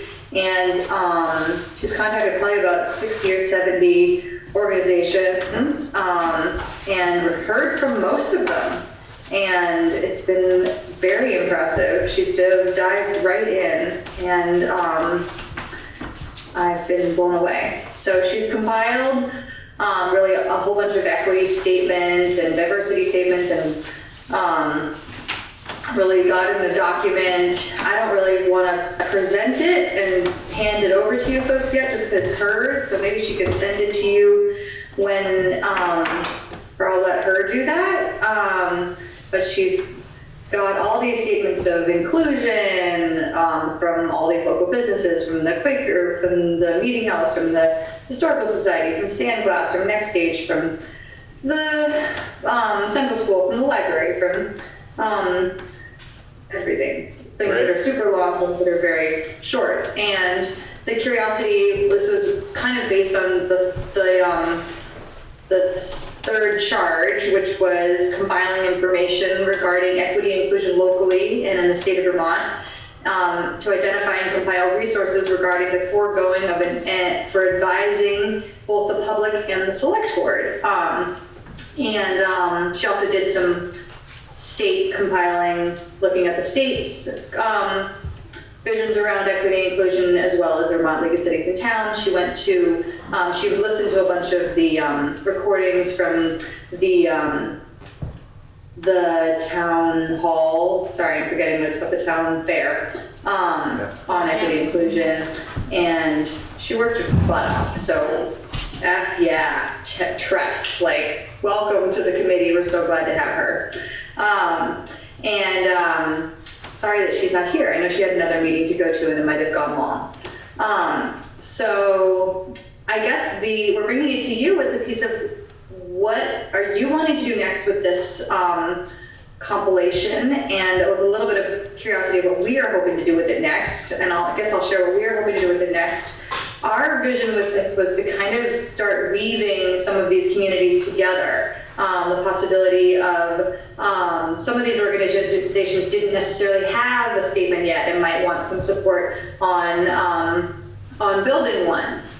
We had sort of talked in the subcommittee, Josh, you might remember, on possibly having one or two organizations present at a monthly equity and inclusion meeting and share what they're doing and have that be open to the public and invite the public, invite organizations, and have some crossover and just start weaving and building and networking, and not necessarily having a clear direction of what that might look like yet, but that's sort of where we're visioning this going. But this is kind of just the first step of coming to you with what mainly Tress has done so far. Sounds good. I think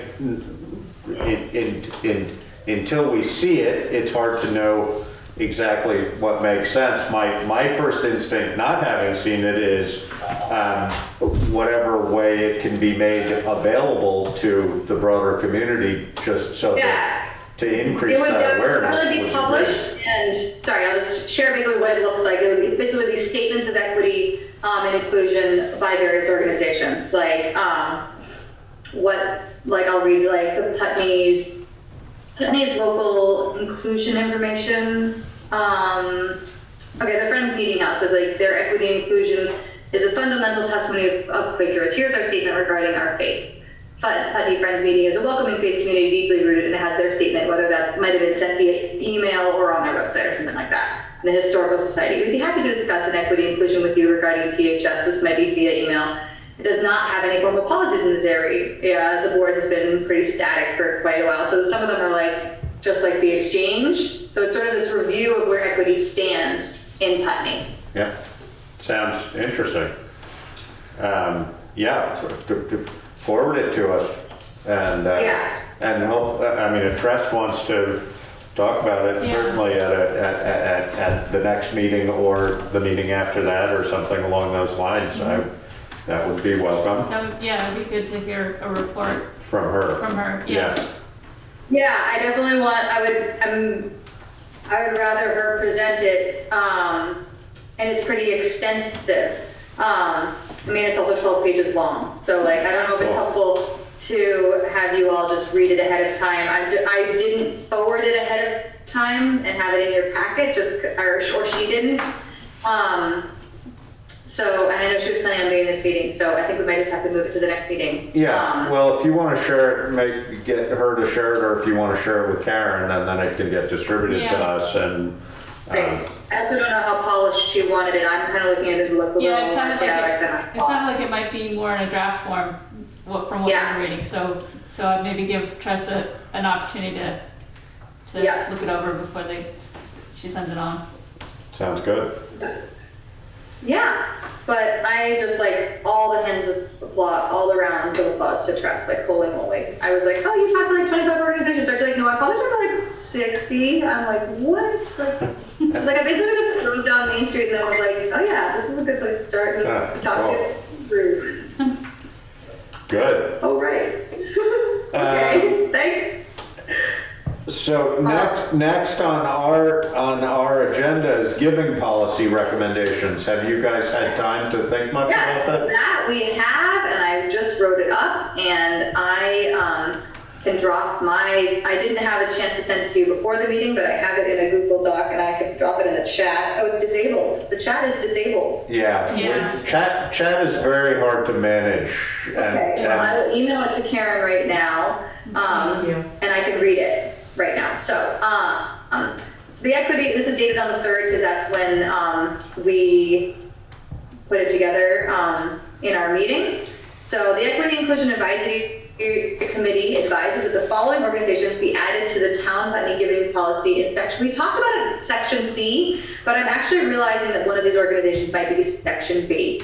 And for people that don't know, section C is really for organizations that don't necessarily meet the needs of people in Putney. Section A is really for businesses that are located in Putney. Section B is for organizations that meet the needs of people that live in Putney, and Section C is for businesses that the town decides they want to donate money to. So these are businesses that don't necessarily are not located in Putney and don't necessarily meet the needs of people that live in Putney. But I'm thinking that one of these actually does, which is the Windham NAACP, Windham County NAACP. So I did say B and C, so I changed that. So I will continue reading, sorry. So that the following organizations be added to the Town of Putney giving policy in section B or C. So the first one is the Root Social Justice Center, and now I'm just reading their missions. So our mission is to support BIPOC-led organizing in support of growing a movement for racial justice in our communities. The Root Social Justice Center is a Vermont-based BIPOC-led nonprofit organization focused on racial justice, organized community advocacy, and relationship building through our programming, actions, and local initiatives. Number 2, out in the open, connecting rural LGBTQ people to build community visibility, knowledge, and power. We envision a resilient community of communities that works towards the transformation of our economic, social, and political relationships. We are building a multi-issue social justice movement of rural LGBTQ people. Number 3, Susum Community Farm. The Susum Community Farm is an Afro-Indigenous stewarded farm and land-based healing center in southern Vermont that elevates Vermont's land and foodways. We do this by co-creating a life-affirming and culturally relevant platform for Black, Indigenous, people of color, youth, under-resourced folks, and allies to thrive and experience safety and connection while beginning to develop the tools and agency to heal from the trauma of colonization. Through collective community, we aspire to co-create an equitable and just culture for the global majority to thrive in Vermont that centers access to safe and affirming food, community, and job opportunities. Susum Community Farm creates health equity by offering culturally relevant spaces that center earth-based and Afro-Indigenous health and healing traditions, as well as reclaiming and centering the wisdom, stories, and legacies of our ancestors. Number 4, the NAACP of Windham County. The Windham County, Vermont branch of the NAACP is dedicated to serving the needs and promoting the social, economic, political, and interpersonal power of people of color and their allies living in our county. We hope you can be part of that mission too. And number 5, the Atui Project. Atui is an Elnu Abenaki community initiative to affirm Native relationships to the land and its inhabitants, raise Indigenous voices, and foster inclusion with understanding in place. So after our research, and actually honestly most of the research was done in 2020, and this was actually a pretty quick decision of like, we've done the legwork, here's the 5 to bring a bit more diversity to the existing giving policy. And I'll send that to Karen. Sounds good. Okay. Thank you. There is a procedure for organizations who would like to be included in our giving policy, so they would have to follow that procedure. They need to request being included. Okay. Can I? So Yeah. I sent the policy to SWIFT. Yes. Did you not? Did you not get my email? You're not. Yeah, I sent the policy along with the appropriations from last year and took that out of the town report. And I think there was another document with that. So. I'll look for that, Yeah, and I will send that to those organizations. Is Yeah. that just the next step? Yes. Yes, basically an organization, if they want to be included, they need to request to be included. And when's the date for that, or when, I mean, I know it's by town meeting basically, or but what's the, obviously before then? It has to be before then. Well, it'll have to be before we finalize the. budget, Exactly, right? so it's, Their Because petition it's coming up. I can't remember, but also the select board can choose to add any right. or remove. It's in the policy. So, If they wanted to be included in this year's budget. I think it would be by January, basically by, 13th then? yeah, probably by the, when is it? Petitions, 18th? the 18th. Yeah, it's gonna be around the 18th. So you should just forward that policy to them and ask if they want to be included, and if they do, then encourage them to do it in as timely a fashion as they can. But then we could add them later in the year, but they wouldn't get funding until the year. The year next. after, Right. exactly. And they So- have to, I think they have to show up 3 years in a row on the warning. Do they? Yes. Okay, well, look at the policy, Swift, and forward it to them, and then go from there. And you know, if you can be helpful to them in figuring out how to interpret the policy, and in hand with that, if we could be helpful for you in figuring out how to interpret the policy so that we make it as clear as possible, that is. Yeah, Karen, when did you email me? Because I'm not seeing anything recent. We talked about sending it to you about 2 weeks ago, so Right. Let me see. Yeah, I'm not seeing anything about the giving policy. Maybe it doesn't, I just searched for giving policy, maybe it didn't have that in it. it might have a different name. Search Putney manager. Yeah, we email a lot, Josh. We're buds. Okay, good. It was right about the same time I asked you to look at the calendar. Yeah. So I did ask Swift to have the equity and. Oh yeah, and we're gonna talk about that in the next meeting.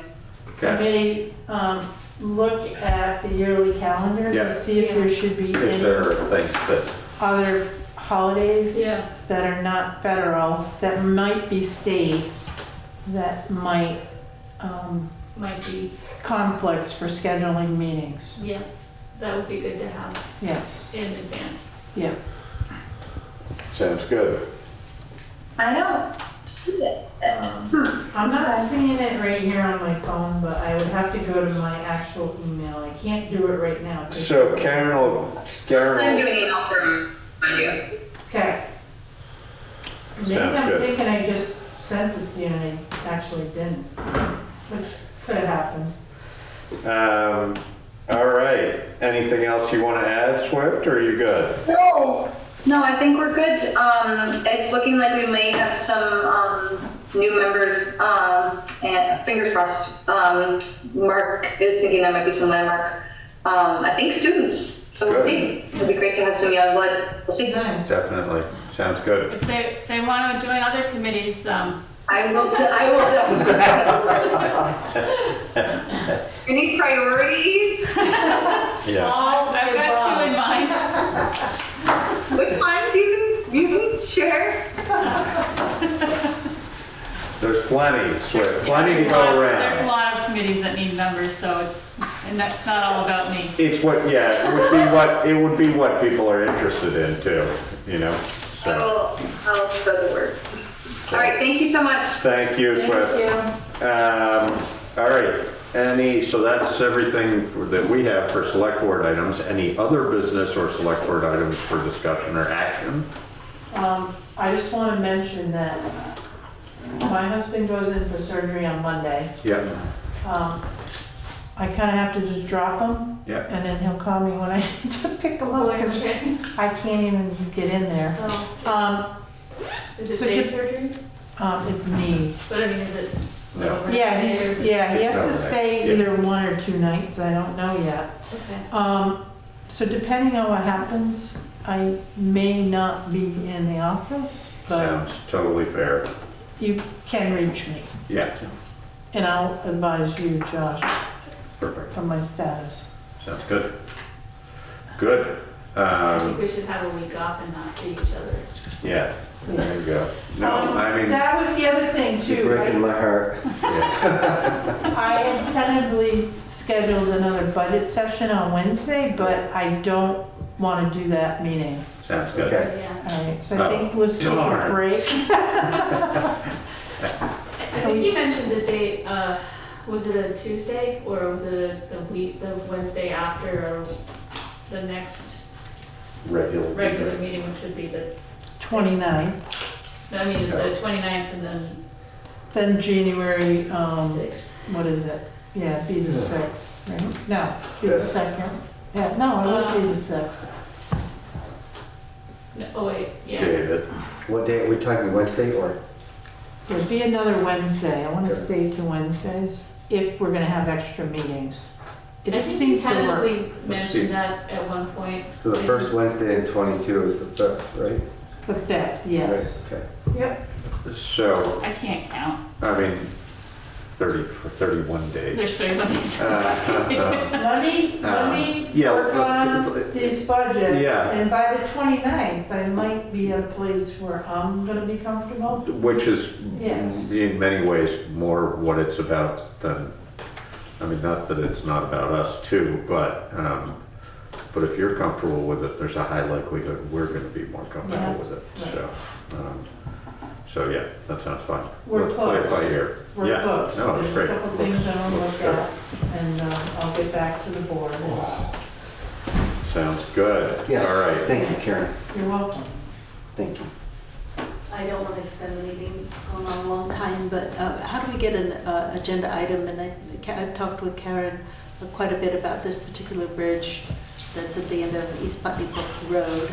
And it's on its last legs. If it goes, it will be a legal nightmare between the property owners and the town. He's probably Brook Road. So maybe we It's could out by have, the old campground. Yeah, yeah, but maybe, It's a class 4, we don't maintain Oh, it. that one, Yeah. right. It has the Jersey barriers. Right. they moved it Interest, over. landowners had interest in Right, yeah, developing the land yeah, and all that. Yeah. So what's the question? Well, the question is that the bridge is passable right now, right along the steel beams. In Yeah. between, it's all falling apart. Yeah. And the Jersey barrier has been moved for people to go across. And I'm interested in being able to cross the stream. I also want to be preventative of any accidents happening because clearly somebody's moved it enough for people to take vehicles across Oh, or really? squirrely around. That should not be happening. And I know you were going to talk to an engineer, and I just wondered, should it be should it be an item on the agenda to discuss rather than extending today? It would be more of a, that sounds like something for Karen and Yeah. Brian to have a conversation Yeah. about and then just let us So know. the Jersey barrier is, Well, so here's the bridge, and the Jersey barrier should be like this, but it's moved so somebody could kind of squirrel around. They tried to move it. like a car? Can No, a car can't. It would be All right, well. something smaller. So like an ATV or ATV, something. Yeah. yeah. Dirt bike. Yeah, Just get Brian to go out. yeah, I'll get Brian back out there. Mhm. I've had conversations with the new owners. They've been getting a lot of traffic up there, and I think it's a GPS, so people don't know. Right. And she's okay with people walking up in there and walking the trail and doing biking and horseback riding and that kind of stuff. You know, they don't want cars But the going bridge through is there. not passable for that, is it? Or is it? Oh, it is, but there's no railings on the sides, you know? Well, there's another element, Karen, because even while the two places where those beams are that are reinforced for wheels, they have put up a little bit of a railing on one side. Problem is when the snow comes, the places in between or the places out near the edge where the railing is are completely rotten. In fact, if Lori's still on there, she fell through last year. So when the snow comes, it's harder to tell which part. I mean, it's just a sort of an iffy situation. And if somebody really hurt themselves, they could involve the town, they could involve the owners. I mean, it's just something we could prevent. The problem for us is we are not legally obligated to maintain class 4 roads, And then so. if we're not and- legally obligated, then we may not be liable for it either. No, but if we do anything less than maintain it, the problem is if we do anything, we open ourselves up to liability. Yeah. So, We put the barrier there. exactly. We put the barrier there to satisfy that. And what we probably ought to consider, and Brian might know this, and I hear what you're saying, this is sort of more of a landowner issue because at class 4, I don't know, it's tricky. I mean, I guess we should have that conversation, but we probably ought to put some signage out there saying, you know, if you're going this way, you're at your own risk. I don't know. Well, I mean, long term, I think we ought to plan for it, and as I told Karen, I'm willing to look into raising money to, resurface that. You were gonna talk to some engineer about whether we could still use those. And I just want it to be something that we solve, not run away from, because it's a very important area for a lot of people to recreate, or the people who can't take the trails of the school, or who don't want to go behind the school because the school's using those trails. I mean, it's just a very important spiritual place in Putney. It's, yeah. I think the Conservation Commission needs to be involved. That's what I would say, because or some, yeah, I've had the conversation with Brian, and it's a class 4. right. So, like you said, the minute shouldn't get involved, reopen exactly. it and fix it, then it becomes. We assume Do liability. we Yeah. own anything, do we own any land on either side of that, or is it No. just? No. Yeah, that's problematic. There was some talk. I totally understand why people want to use it. I agree. Right, yeah. But if, I think you're right, Conservation Commission and/or somebody like DMA, Right. might take an interest. Yeah. I don't know, Yeah. but Yeah, There was talk too, there were some citizens, I can't remember who it was, but they were offering to yeah, do the work. Bryce And Hodgson. was it, okay, yeah, I Yes. can't remember who. Yes. Right. And it does. maybe that's people- someone to talk, that Nice. those people want to get involved and deal with it and talk to the landowner, and then it's their business. Yeah, I'm not sure what the reality is. Are they legally allowed to upgrade the road? They probably are, the landowner. The landowners, right. Even though we still own the road? We have a own right the of way. The only one Yeah, that we way. have the right of way. Okay. And that goes So, across the street, it goes all the way over to West. So Yes. it's Yes. not, Yeah, the landowners, when you look in the right of ways, they actually are, we were talking about this because I park up near the bridge. They are actually liable, if I slip and fall all the way in there, they have liability too. So if we could work with, who is it? If we could get that so that it's solid, it would be in everybody's interest somehow. yeah, I think the tricky thing is, yeah, I don't want to disagree with you because I agree with you.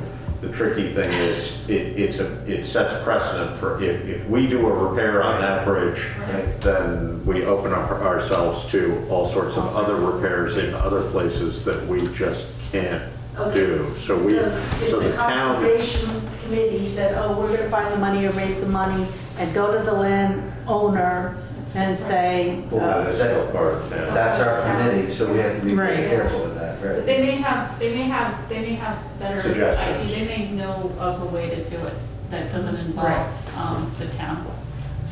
It's just this, there are so many class 4s that people would love to have the town take up and deal with. And so if we start down that path, and not that we wouldn't love to if we could, but it's like we could spend That's a our lot. highway budget just maintain class 4 roads if we No, I'm work just on talking about the it. bridge. Yeah, no, I know, but it's, Talk about you the know, bridge and then you talk about. and then it's a somebody different else's road, bridge, and then talk it's a about different culvert. road, and Yeah. it's just, it's a very slippery slope for us, so we have to be really cautious about how involved we get, Yeah, so. well, we'll just apply steady pressure and we'll get there. There you go. Good. All right. This is you. So do we need an executive session? No. Motion to adjourn?